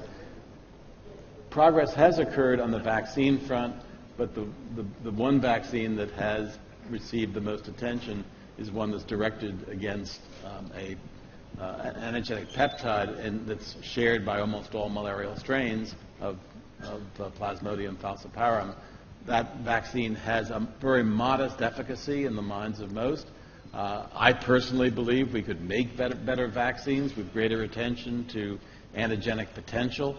But with the decline in the severity and mortality rates for malaria and the other modes of control that are available, the financial incentives are still not great, unfortunately, because I do think we could make further progress there. Thank you. Yes, so following up on Harold's comment about preventive strategies, preventive strategies have actually helped eradicate malaria in countries. And the most recent one is India's neighbor to the south, which is Sri Lanka. And I realize Sri Lanka is a small island and India is a large subcontinent. And so the challenges are going to be on a different scale.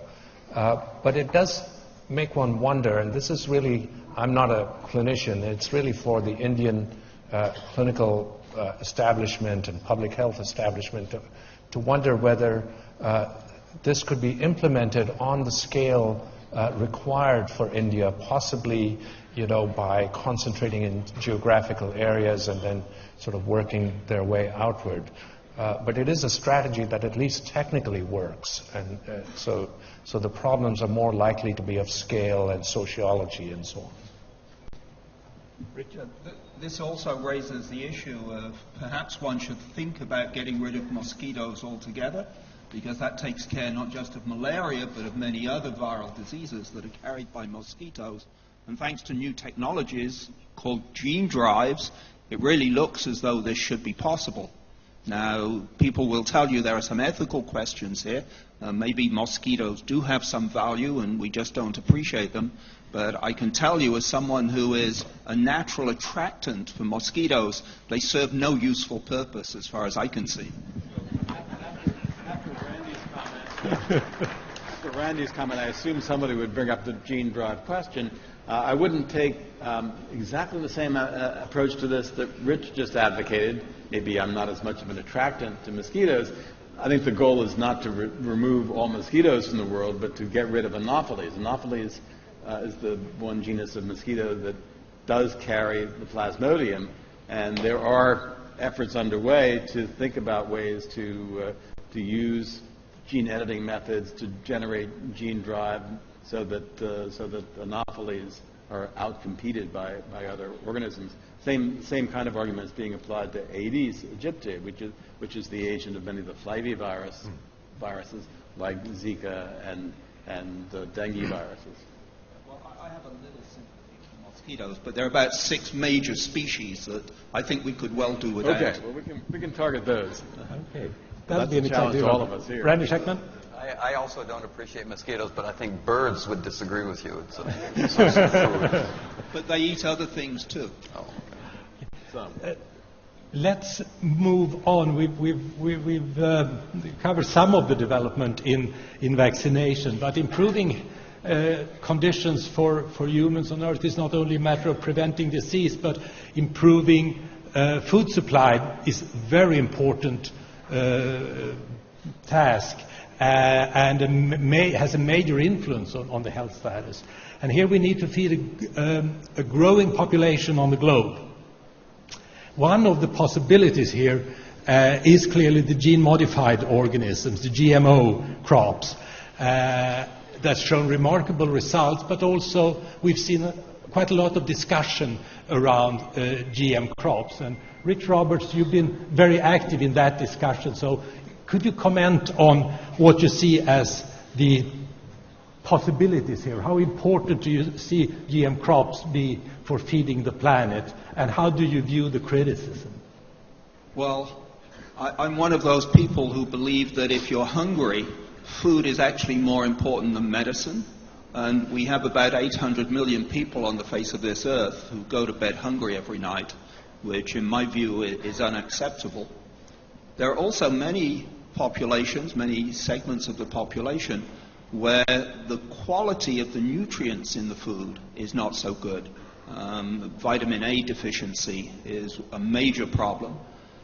And so when you start to think about how one might tackle problems like this, you immediately come up with the idea that the modern methods of plant breeding, where instead of modifying plants and making genetic changes just by doing crosses or by radiation or mutagenesis, by using the modern techniques where we can precisely put genes into plant genomes and in that way increase yield, increase tolerance to pests, provide pesticide resistance, increase micronutrients. There are many, many possibilities here. But unfortunately, what has happened is that there has been a tremendous amount of misinformation and poor science sold to the public, thanks to a lot of anti-GMO movements. Very often NGOs, Greenpeace have been a major culprit here, in which they have persuaded a significant segment of many populations that somehow these modern techniques are dangerous. Now, the bottom line is that from all the science that's been done, and there's been a tremendous amount of science done in this area now, there is absolutely no reason to think that so-called GMOs are more dangerous than traditionally bred plants. In fact, if you actually look at it, traditionally bred plants look as though they should be more dangerous than GMOs. But unfortunately, one of the problems that arises is as soon as you begin to scare people and you tell them stories about how dangerous these things can be, people have been calling them frankenfoods. Once you get people scared, it is very difficult to then reassure them. And from my perspective, the Green parties, and notably Greenpeace, have done a tremendous disservice in the world. And you have to realize the reason they did it was because this was a way in Europe to stop Monsanto, or so they thought, to stop Monsanto and some of the other big agribusinesses from taking over the food supply. And this played out very well in Europe because, first of all, Europe doesn't need GMOs. You don't see a lot of thin Europeans walking around the streets unless they've just immigrated from Somalia. But on the whole, in the West, we do not need GMOs. And so if you begin a campaign in which you say, well, GMOs are dangerous, support me, we will stop it, you can raise a lot of money. And in fact, Greenpeace have an enormous annual budget now. It's something like 500 million euros a year. This has been incredibly successful for them. And so what they've done is not only have they convinced the Europeans that these are dangerous, but they've also started to go out into the developing world and convince them they're dangerous too, because it's difficult to make the argument that they're okay in the developing world, but they're dangerous in Europe. And so this is starting to spread. You have a number of activists here in India who have been causing major problems. And this is, I find it abhorrent that one would use bad science and would lie about science in order to spread misinformation and scare people, and in the case of many of these green parties, just to raise money. So they always accuse the plant scientists of being in the hands of big business, and so you can't trust anything the plant scientists will say. And so some time ago I started collecting some signatures from Nobel laureates, and at the end of July we had a public announcement advertising that we were having a pro-GMO campaign. We now have 123 Nobel laureates who've signed on to this, and we're trying very hard to convince politicians, when necessary, and others around the world who are in a position of responsibility that what they're hearing from the Green parties is not true. What we would really like to do is to convince Greenpeace and others to just come out and say, I'm sorry, this is an issue that we got wrong, GMOs are okay, and then they can get on and do all the good work that they're capable of doing. Now, whether we can succeed in doing that, I don't know. But what we are trying to do is to use the fact that many people, including most of you in this audience, listen to what Nobel laureates have to say. You take our words a little more seriously than, say, some of the other people.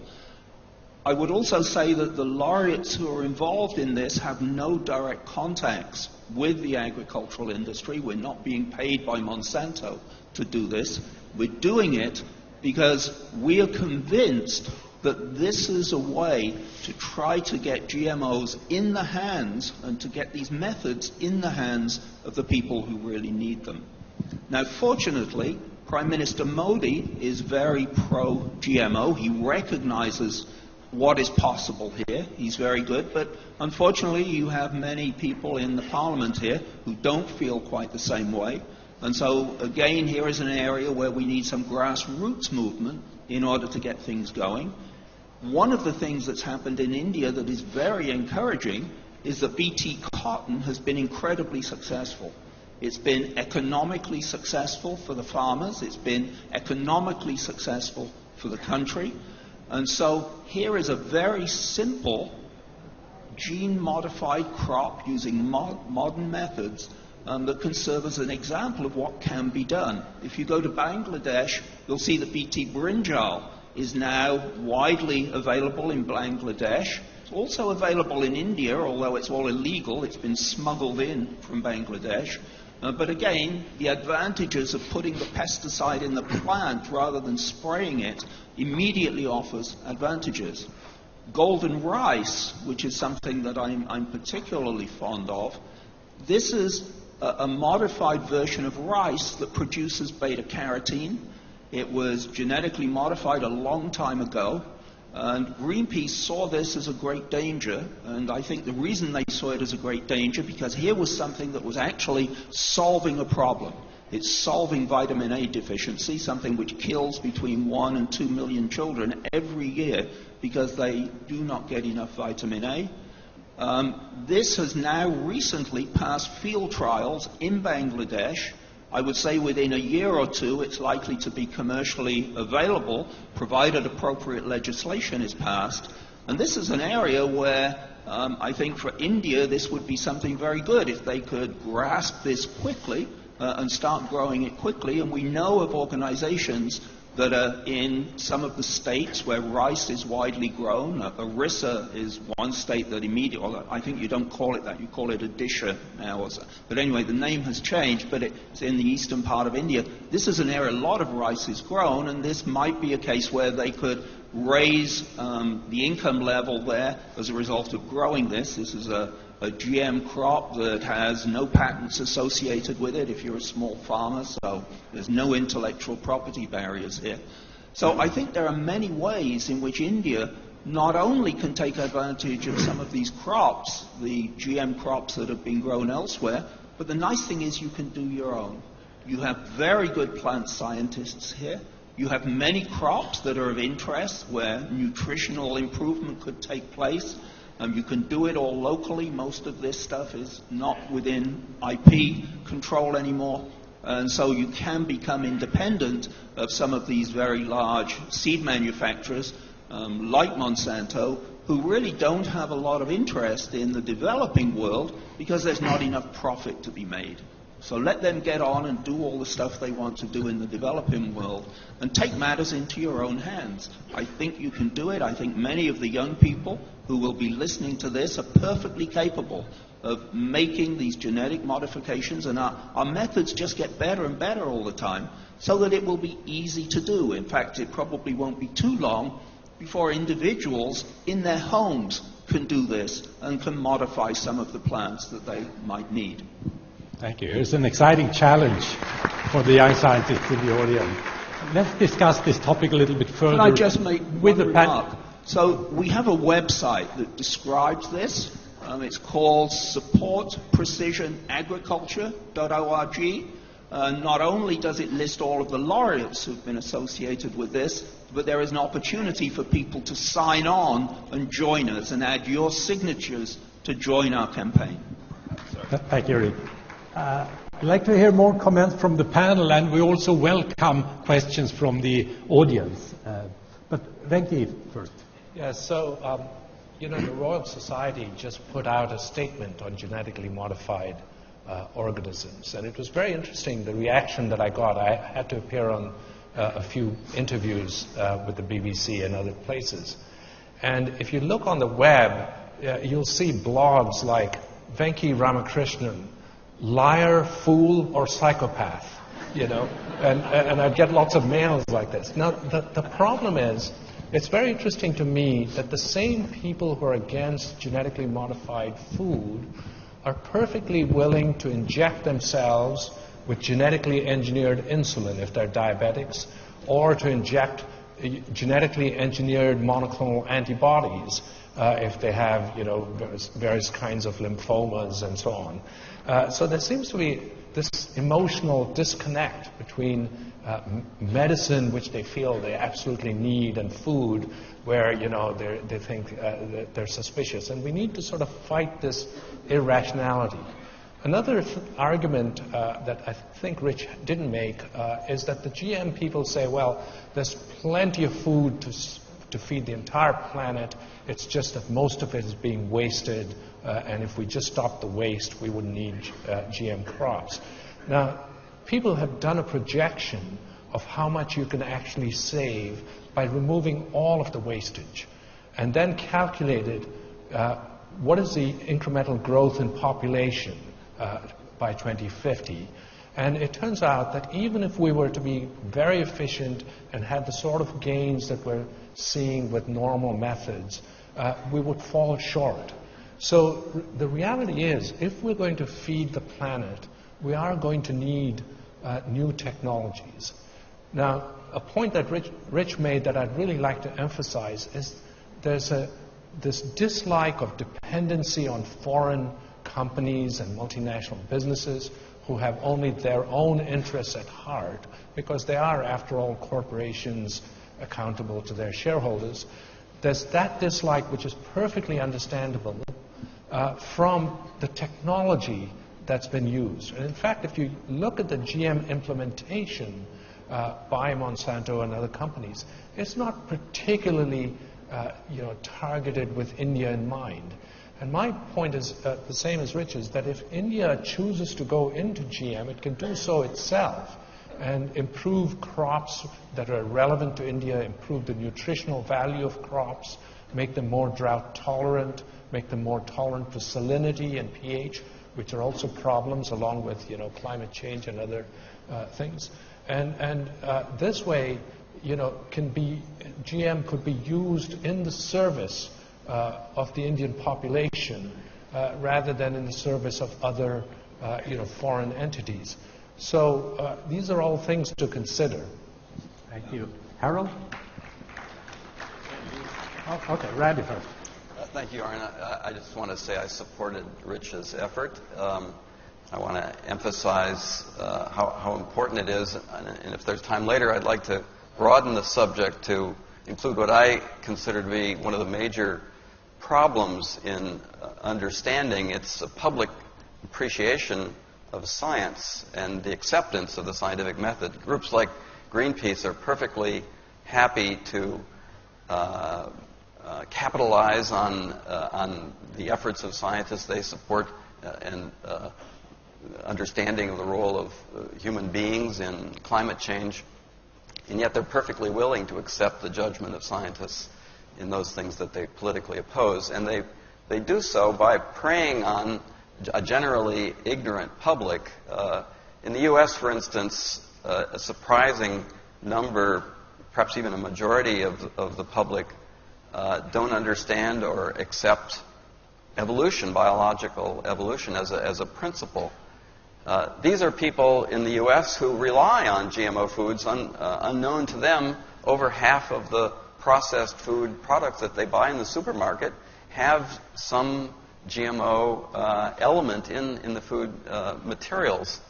And yet, we see organizations like Greenpeace and others attack GMO, and the way they do so is by proposing legislation to label, to demand that foods that contain GMO products be labeled accordingly. They think this should be in the sense of openness, that products should have all of their whatever genetic manipulations have been done labeled. They do so really, the purpose is to scare people and to try to dissuade them from buying these products.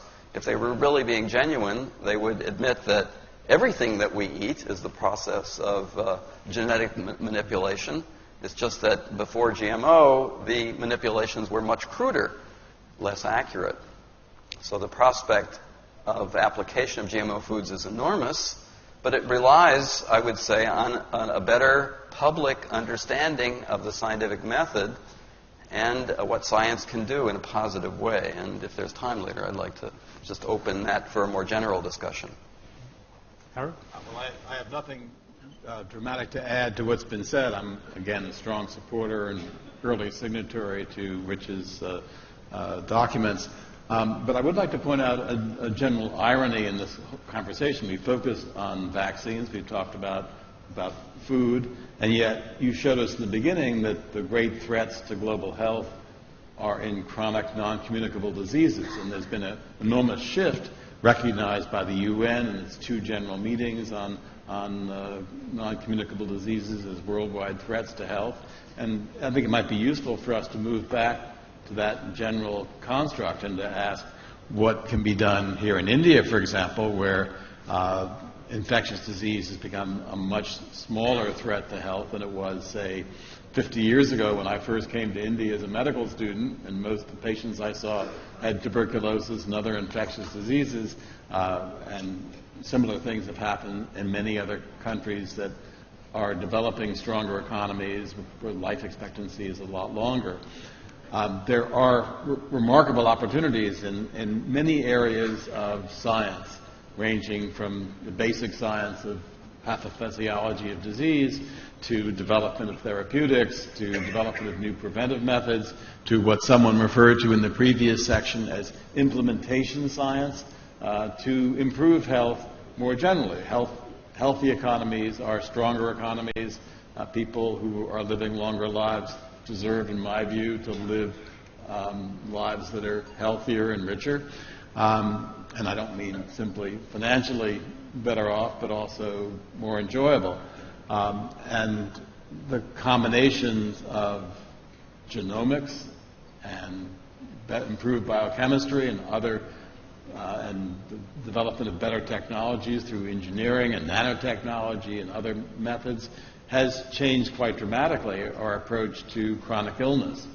There are enormous opportunities for scientists in India, especially given the strength of Indian science across many disciplines, to participate very actively in these areas.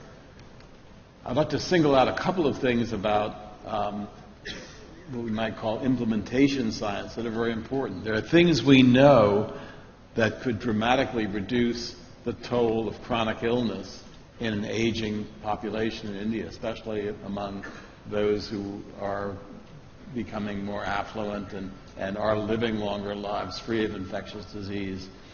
Those include control of the use of tobacco. We know tobacco is an insidious factor in human disease. We've known that for a long time. It's not just cancer, it's also chronic lung disease and cardiovascular disease.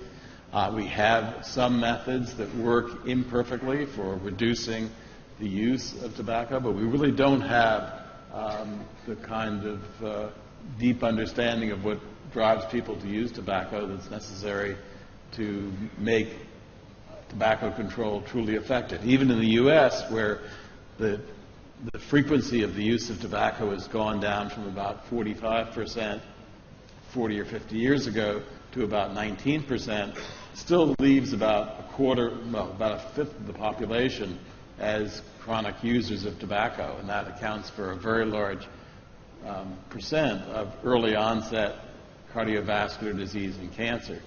Similarly, obesity plays a major role in many of these chronic illnesses, including, to the surprise of many, cancer. About 20% of the morbidity and mortality burden of cancer is attributable to obesity, which is a major problem in the U.S. and becoming an increasing problem, as I think many of you know, here in India. And the control of tobacco, the appropriate use of certain kinds of drugs, all play a major role in reducing the incidence of some of these diseases. I'd like to make one special mention of drug use, and that is it's a two-edged sword.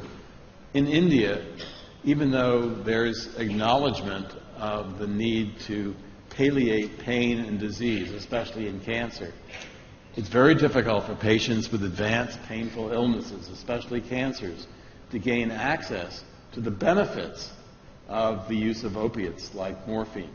And there has been some adjustment recently in the rules that govern the use of opiates, but for those who are social scientists in the audience, interested in science policy, paying attention to how a very inexpensive and widely used drug like morphine can be made more available to people with chronic illnesses that are extraordinarily painful, so that palliative medicine can be practiced here, is an extraordinary challenge that I would argue may not be the depth of molecular biology, but it's a very important aspect of how we use evidence-based decision-making to guide the way society regulates drugs like morphine that have both dangerous consequences and great human benefit. Thank you. If I may elaborate a little bit on that, if I take the area of medicine where I've been working, which is cardiovascular medicine, we can prevent about 40%, up to 40% of all heart attacks by improving diet, reducing cholesterol, reducing blood pressure, and quitting smoking. So here, but that means we still have 60% to go. So we need a lot of more basic biomedical research in order to get further here and prevent more of these lethal diseases. But then we need to be better at using the knowledge we have. And here perhaps we need social sciences, which we haven't discussed today, but which also have a role. How better to help people understand how to live in order to reduce your risk of getting disease, how better to help governments implement legislation and advice to the population, and how to inform opinion leaders and industry leaders how to use the current knowledge for the benefit of mankind. So we need also those types of research in order to the, in addition to the research that we award with Nobel Prizes. Thank you. For a number of these metabolic diseases, like diabetes, it's not clear what's the sort of genetic component. And one thing that struck me is when I moved to the UK, I automatically went into a special risk categories because I was South Asian. So even if I have exactly the same blood pressure and cholesterol as a white Caucasian, I have a higher cardiovascular risk according to UK guidelines, and the same BMI.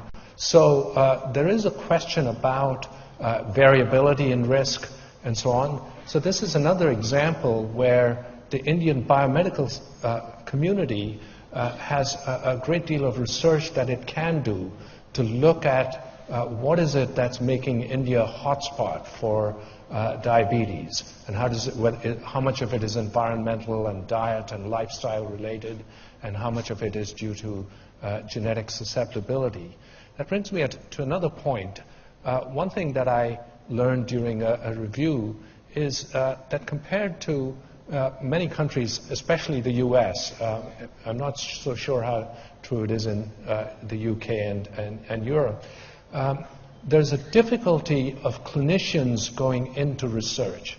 The US has very strong MD, PhD programs, and even without them, I mean, people like Harold, did a medical degree and then went on to do very fundamental research. That sort of thing needs to be encouraged more by encouraging people who are going into medical school, getting a medical training, to make that transition into research so that they can do clinically relevant research. And that's another area where I think the country has an opportunity. That actually brings us over to the sort of second topic, which is what's India's profile and where are the opportunities for Indian science in the biomedical area. So you emphasized here the clinical or the physician-scientist role and clinical medicine. What else do you see as unique opportunities for India? We heard in the previous session that maybe India can leapfrog ahead using mistakes made in Western Europe and North America or experienced there. Could you elaborate on that a bit more? You have the perspective from both sides. Yeah, so there's one technology that India has leapfrogged, and that is the use of mobile phones. Long before everybody had a landline, mobile phones became available and became ubiquitous. That's an example of simply jumping over a technology that had existed for many decades and going straight into a new technology. And the way smartphones or even non-smartphones have changed, even marketplace like vegetable sellers in India is just simply remarkable. It just shows you the power of information. India is very strong in areas like computer science, mathematics, in theory, and this is a great opportunity for people in these disciplines to attack problems in the life sciences, which involve computation, analysis of big data, bringing in physical methods into biology and so on.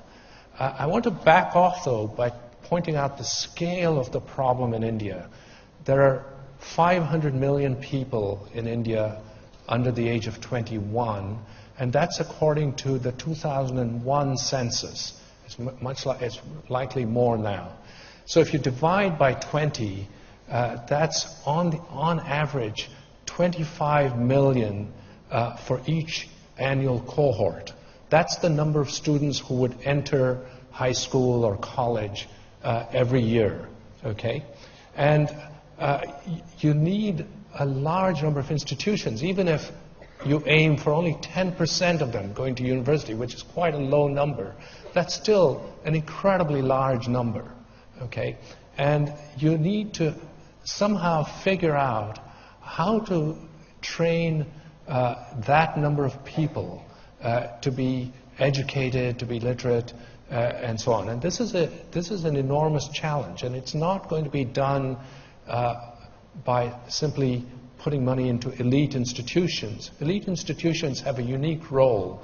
They serve as role models and as sort of ideals of what's possible. But they need to sort of filter out into, affordable universities and schooling throughout the country.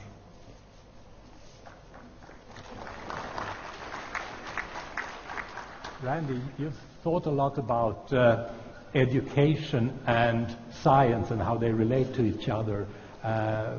What's your thoughts here and comments in the Indian perspective? Thanks, Bjorn. Taking off on what Venki said, I've been influenced in thinking about this and actually in preparing for this visit with having read a book of a colleague of mine by the name of Shel Kumar, who was trained here in India, went to one of the IITs, but has made much of his career in information technology in the U.S. He wrote a book about a year ago entitled Building a Golden India, in which he describes the past, the present, and the future of higher education in India. India, of course, has a glorious past. India was probably one of the first civilizations to have a formal institute of higher education in Nalanda. Records show that they had an institution that trained thousands of students, had over 1,000 faculty, at a time preceding the first major university in Western Europe by about 1,000 years. There's a historical record of Chinese scholars who came to India in 400 AD to study the methods of education developed at Nalanda. So there's enormous rich history that needs to be renewed with a population of 1.3 billion, with, as Venki said, 25 million new students every year entering the educational system. What is the current situation? As I learned from Kumar, and as you all know, the institutions, the preeminent institutions in India are enormously, hysterically competitive in the entrance examination. The IITs attract some tiny percentage, maybe less than 1%. Most of the other students who go to university or to some kind of college or technical training are not exposed to science much at all. I learned of the so-called affiliate institutions, whose faculty generally don't have PhDs, they have undergraduate degrees, and they have no research program whatsoever at these institutions. And then I learned even at the IITs, though they are as selective as you can imagine, often don't expose students to undergraduate research activities. Most of the courses, as Kumar described in the book, are taught by faculty who have themselves a PhD and who have a research program, but who often teach by the traditional method of rote memorization. Rather than challenging students to think creatively, and I would say, most importantly, to develop their own individual initiative research projects. So here's a suggestion. I think it could be implemented by the country, one that I made to the Prime Minister yesterday at dinner, and that is for India to develop an approach with a small amount of funding that offers undergraduate students, as they consider their career futures, a prospect of actually getting into the laboratory and not simply relying on rote memorization for learning science. We sitting here on the stage, and I'll speak for myself, that was for me how I got into basic science, by having an opportunity to work in a laboratory even in my first year in university. And without that, I think I probably would not have taken the path that I've taken, and I think that would be true here. So there's an enormous potential to unleash the human capital here in India in the direction of STEM fields, if not necessarily to go into research, but at least to understand and to appreciate science. Another thing that's developing in India that I think could be changed a little bit, and I'm interested in learning more on this trip, you have an investment, a major public investment in research institutes. I'll visit the NCBS in Bangalore later this week. So they are cropping up around the country. But as far as I'm aware, they are not as well integrated into the university education system as they might be. So it's one thing to have these organizations that do world-class science, but it's another thing to engage university students in learning what's going on at the cutting edge. And I'll use you as an example. In the U.S. and in Britain, two of the most important funding agencies, in the U.S., the Howard Hughes Medical Institute, and in Britain, the Wellcome Trust. These organizations, private organizations, fund a very large number of very effective scientists, biomedical scholars, and scholars in other fields for other organizations. And in all cases, or virtually all cases, these individuals who are funded by these organizations are embedded within universities. I have a position, for instance, with the Howard Hughes Medical Institute, but I do all of my teaching at University of California, Berkeley, and yet most of my research is paid for by Howard Hughes. Likewise, the Wellcome Trust, which is an enormously influential funding organization in Britain, funds investigators who, for the most part, are in universities. This, I think, is something that could be replicated here in India to make sure that university students have access to the finest minds and to cutting edge. Another thing that I learned in Kumar's book is the salary structure of the universities could use some improvement. Individuals who are trained in STEM and who stay in India or who are trained abroad but who wish to return to India, more often than not, choose to go into private industry rather than to conduct basic research in companies, frankly, because the salary structure favors quite dramatically their going into industry. And so universities then are at a competitive disadvantage in attracting the finest minds back in the face of competition from private industry. So I would say, if anyone in the government is listening, that one way to address this is to provide, frankly, salary incentives for the finest minds to stay in India and to return to India. I have, fortunately, at Berkeley and many other universities in the U.S., they're wonderful Indian students who come abroad, who wish to train, and then who choose not to go back to India because the opportunities are more abundant in the U.S. This is something that is a loss to the Indian country. It's a loss to your future. It could easily be rectified because I think many of these individuals would wish to remain or would wish to return. So I think this is something that can be improved, and I would urge the government to pay close attention to this and improve the situation at the universities. So I, unlike most of my colleagues here, have always been associated, almost always in my career, been associated with a public university. In the U.S., 70-80% of the university-age students are in public institutions. That is almost certainly close to 100% here in India. These are the institutions that are responsible for the future, your future, the future of the world. Public institutions need to be cherished for what they've done and what they can continue to do.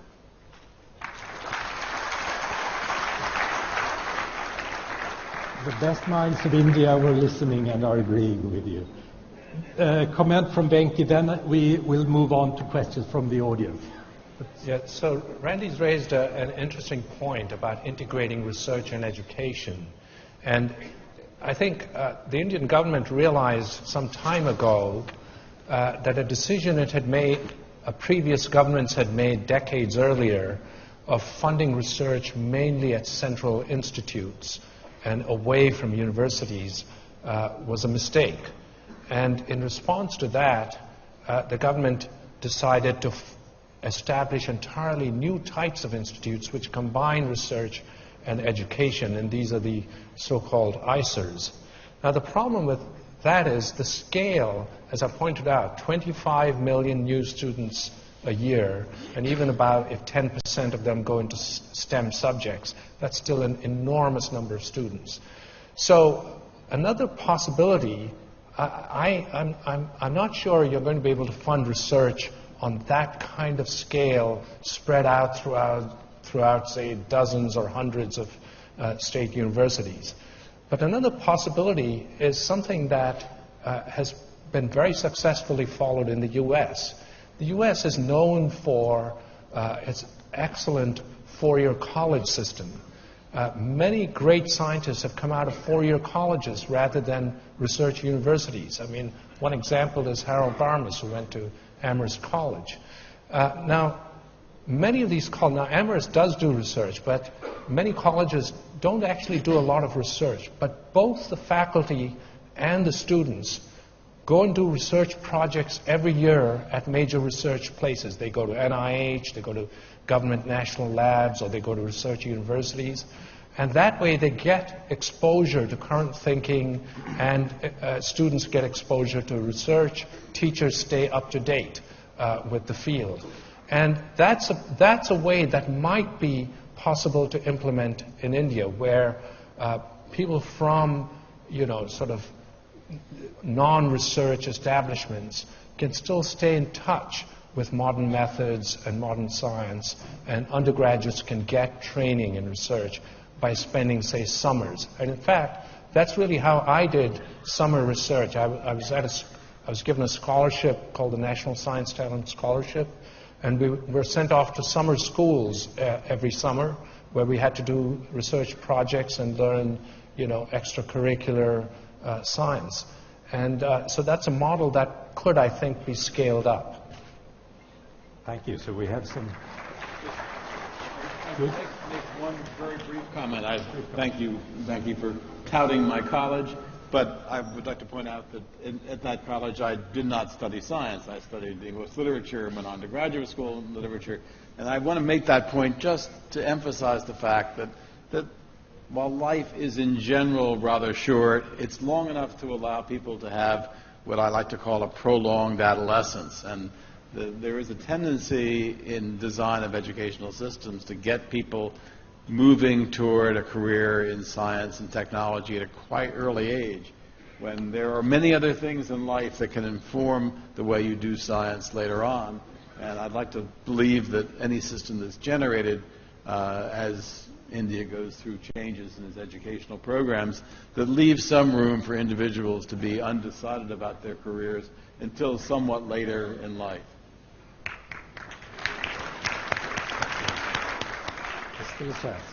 Now we're going to move on to questions from the audience, from the experts, from the students.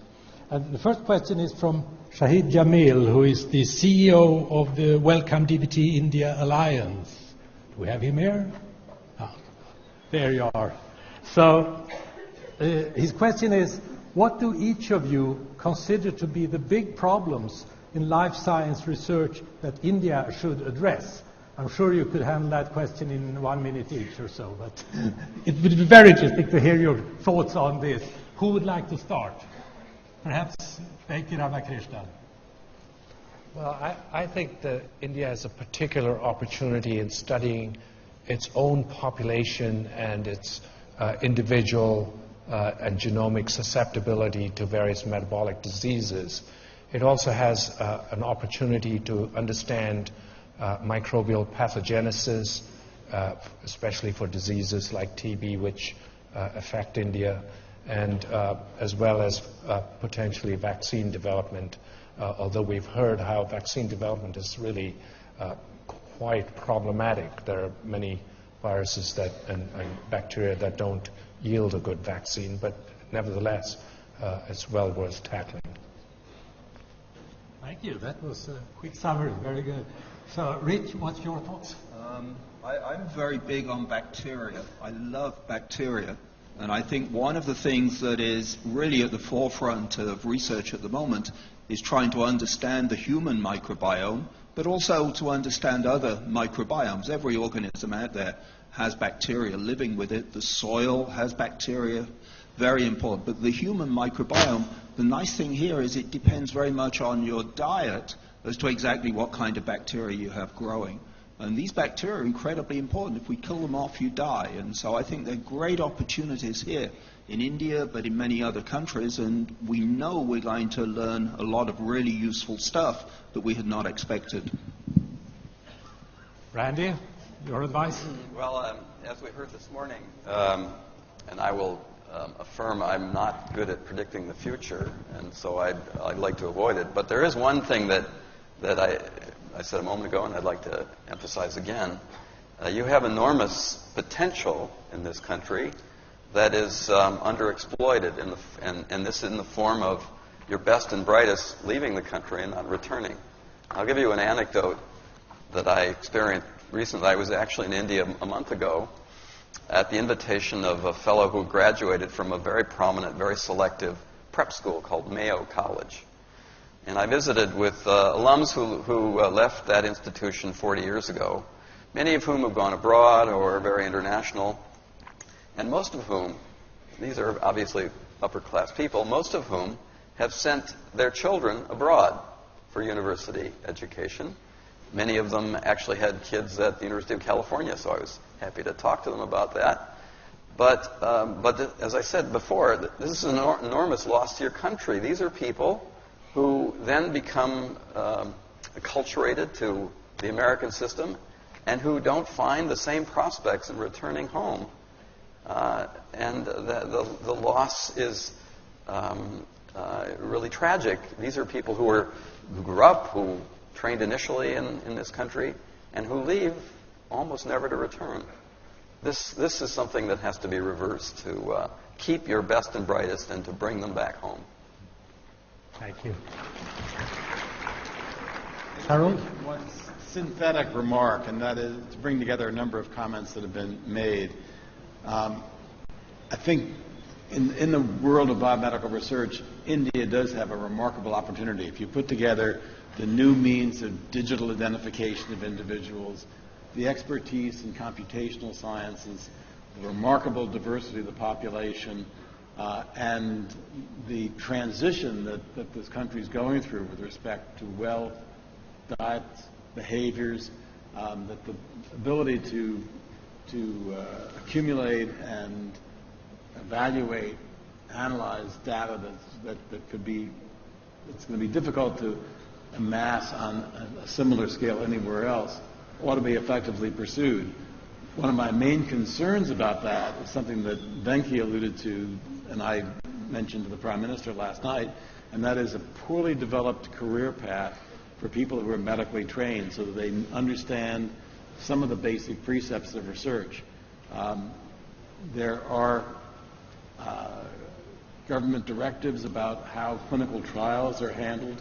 The need to be, they're beginning to change. They need to be further changed so that the clinical trial process that allows preventive and therapeutic strategies to be tested will be incredibly important, and the educational process, whether it involves MD, PhD programs or some other course of development, will be critical, along with governmental regulatory means, to be sure that you capitalize on this incredible opportunity that your diverse population affords. Thank you. So that was some hands-on advice. I think you got something there to think of. Thank you very much, all of you. Here's a more light-hearted question from, I have to apologize for my pronunciation, I hope I get it right, Aishwarya Dharan, a student of life science. Where are you? There she is. And her question is, does art have the ability to inspire a scientist in the modern era? And her example is Leonardo da Vinci's paintings of flying men was an inspiration for the Wright brothers in the when they constructed the first airplanes. So what are you inspired by art? What role does art play as an inspiration for scientists? Let's start with Harold. You studied not art but literature before you went into medicine and research. I would not rationalize my own time as a student of literature as a means to get into science. I did it for its own sake. But I do think there are a couple of attributes of that question that are interesting. One is, how is science represented to the public? And frequently the arts are a very effective way to do that. In the 17th century, a painter named Gerard Dew painted portraits of astronomers. Vermeer painted pictures of people who were trying to study microbial life. There are paintings of the scientific process that are inspiring. The other aspect of this is, how do people get into science? And frequently people arrive in science because they've read a great history, or they've read an inspiring account of the way in which a microbe that causes disease was discovered. They've seen a movie like the genetically based movie called Gattaca, or they've seen a movie based on a great novel that makes them understand the importance of science in daily life. There are new documentaries made. One that was very popular in the U.S. was based on a book by an Indian American named Siddhartha Mukherjee, who wrote a wonderful book about cancer research called The Emperor of All Maladies. That 6-hour documentary aired on public television, and I've heard from not just adults who are afraid of cancer, but from young people interested in how disease might be controlled, that version, an artistic version of the book that Mukherjee had written, was an inspiration for them to go into science. Maybe Randy. My own personal experience, when I was a university student and started working in the laboratory, the thing that really steeled my interest in molecular biology was 2 books by James Watson. The first I had the opportunity to read in my first year in college was his textbook called The Molecular Biology of the Gene. And then as a sophomore, I read his book, The Double Helix. Now, that book would not necessarily be a model for how you'd want to behave as a scientist, but for me, the passion that Watson brought to the subject was intoxicating. And so, just from that experience, that really, I would say, a piece of literature was what influenced my career choice. So, literature, like all art, can be life-changing. It's clearly a fine line between art and science here. Yeah. Rich. I have a much more personal and different experience. My current wife was the graphic artist at Cold Spring Harbor Lab. And so for several years, all of the artwork that came out of Cold Spring Harbor in the manuscripts that we published, she had produced. And so I have a very different view of just how valuable art is, because I think a good diagram, a good schematic, a good picture, even a good cartoon can be incredibly helpful in conveying messages about science to people who are non-scientists. Randy, thank you. So actually, like Randy, I started life as a physicist, and I used to sort of look down on biology as a sort of collection of facts and rote learning and so on. And it was only when I read The Double Helix that I realized, what an exciting area it was. And the reason I mentioned The Double Helix is it goes back to the Watson and Crick paper. And one of the things that has now become part of art iconography is that very, very simple diagram, the figure in that double helix paper in Nature, which was actually drawn by Francis Crick's wife, Odile, for the manuscript. And it shows you the power of images. And I think, if you ask many scientists, they'll often be amateur musicians or amateur artists. And I think part of it is that all of these areas are very creative areas which involve somehow either appreciating or recognizing or generating patterns in their most general sense. And there's some common element to all of these things. And it may be just subconscious, but certainly these things are related, whether we consciously are influenced or not. Thank you. And as you know, we have 3 artists working over there to summarize this session in an artistic way.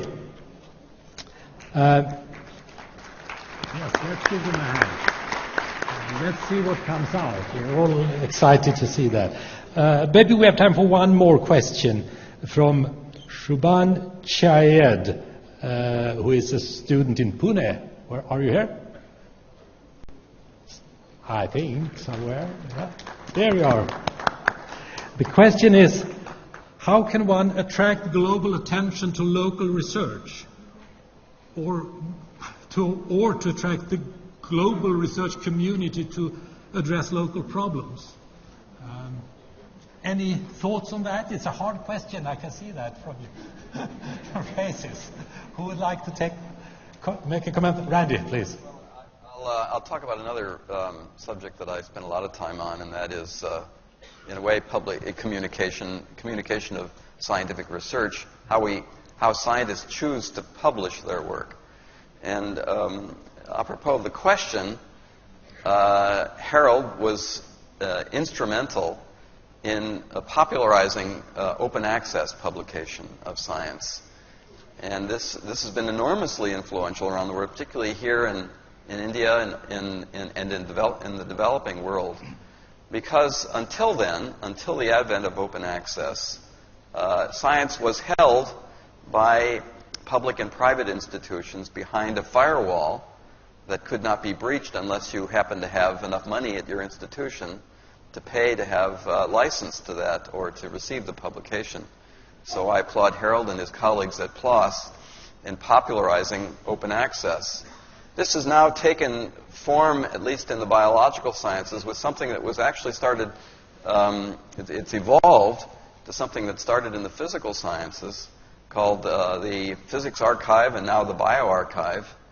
I think the future of dissemination of scientific information will be on these public archives, where scientists now can post their most recent results when they're ready for public view and not be restrained by the commercial institutions that have controlled the literature. I think this is a major sea change in how we communicate with each other, and can allow even small institutions here in India the opportunity to share what they've learned and their problems around the world without having to deal with the commercial barriers that really have stalled the dissemination of important scientific results. Harold? I thank Randy very much for bringing up this issue of how to communicate in a more efficient manner, not just more quickly, but to give a platform for anybody who has an idea they'd like to expound. But I thought your question was really about, is also maybe also about the question of how you draw attention to what may seem like an anomalous small phenomenon in a sea of scientists who are moving in another direction. And here I'd reflect back on the previous panel where Bill Mourner, I think, was the person who brought up the idea of when your observation is exceptional or unexpected, that it does attract a certain kind of attention. And I think here is where the art of science, that is being able to describe a phenomenon not just as an observation, but an observation that fits into a broader context of what is currently accepted as standard knowledge, can draw a lot of attention to a problem. I certainly see this in my own field of medical research when an observation is made based on the finding of a disease that may be occurring in a small population, perhaps because of an environmental insult, or maybe because of a genetic abnormality that's found in the families that interbreed. But the way in which a mutant becomes a way of gaining an entry into a basic physiological phenomenon, all of these things can be brought to public attention through the publication methods we have, But I think the art of presentation becomes extremely important, highlighting that this is not simply just another observation, but one that challenges received knowledge and represents an opportunity for further scientific study. And that relates to what Benki talked about in looking at the individuality in a huge population. And there is an enormous resource for future research. Nevertheless, when Benki goes to England, he considers them, he says, I'm at high risk because Indians are likely to have these diseases.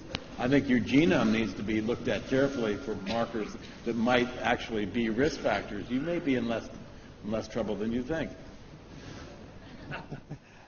Let's hope so. So, yes, of course. So the question was about global versus local research.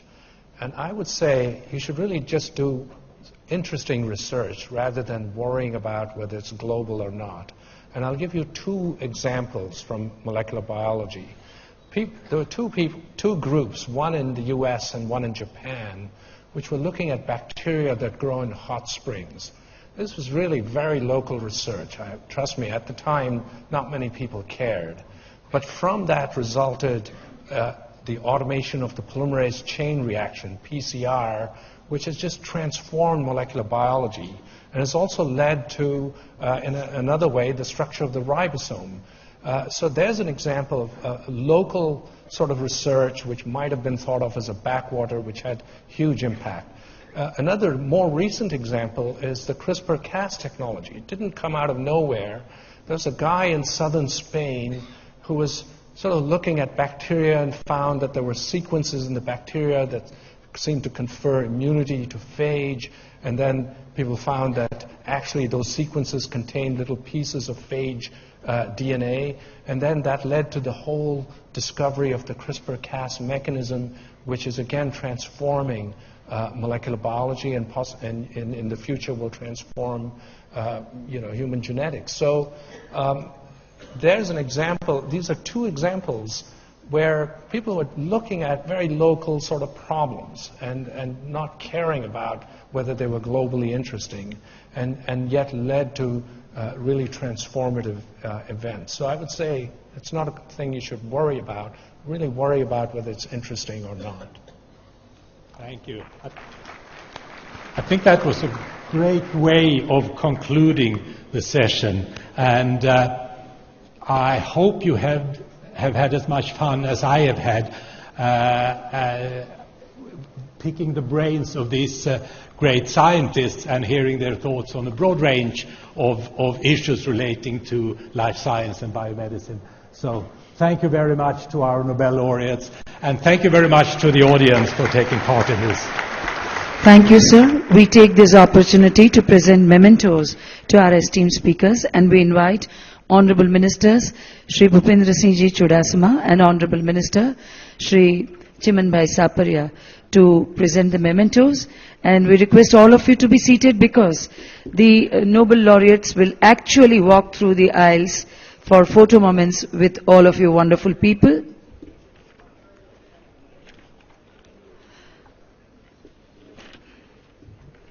Nobel Prize Ideathon winners are requested to come forward for the photo moment with the Nobel laureates when they walk down the aisles. Honorable Ministers are presenting mementos to Dr. Harold Varmus, Dr. Randy Sheckman,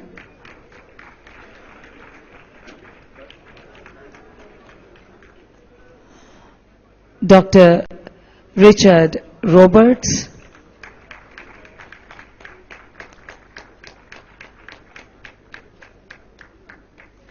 Dr. Venkataraman Ramakrishnan,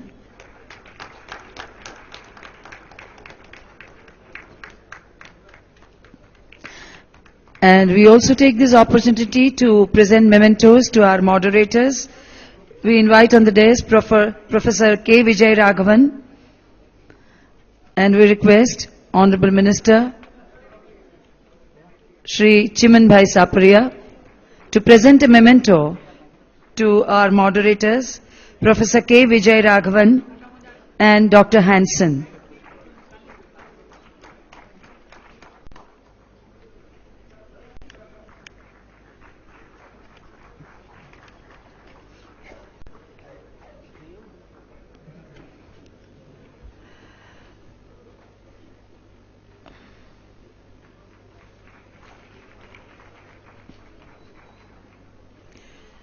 We now invite Principal Secretary, Government of Gujarat, Mr. B.B. Swain, to propose the vote of thanks.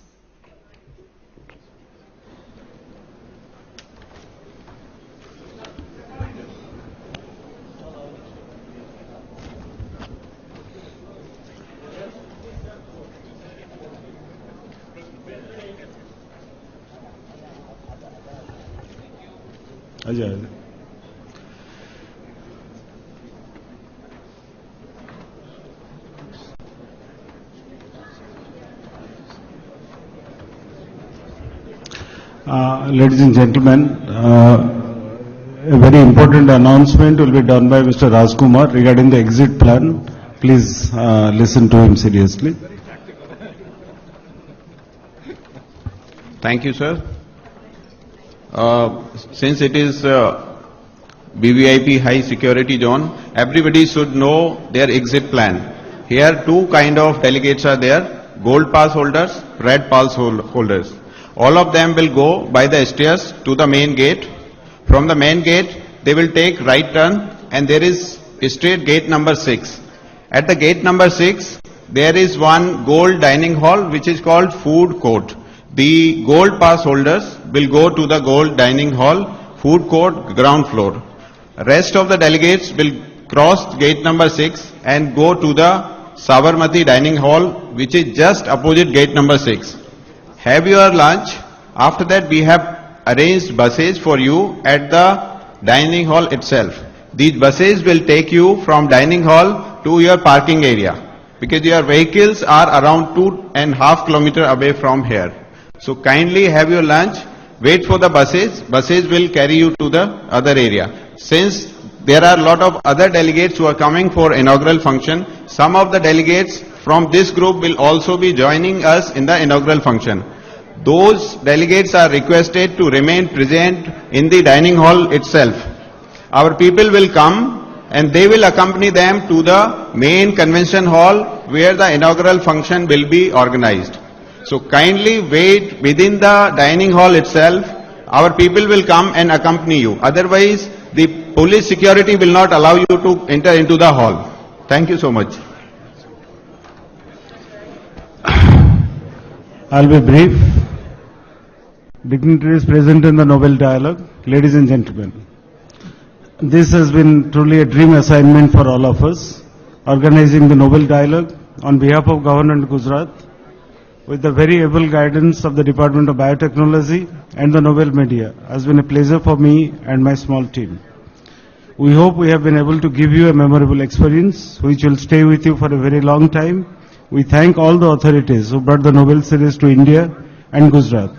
It has been a privilege interacting with you.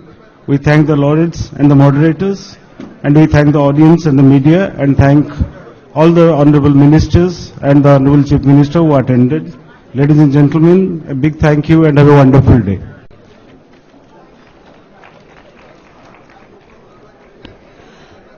The Nobel laureates will actually walk the aisles for a photo moment, for which we all have to be seated.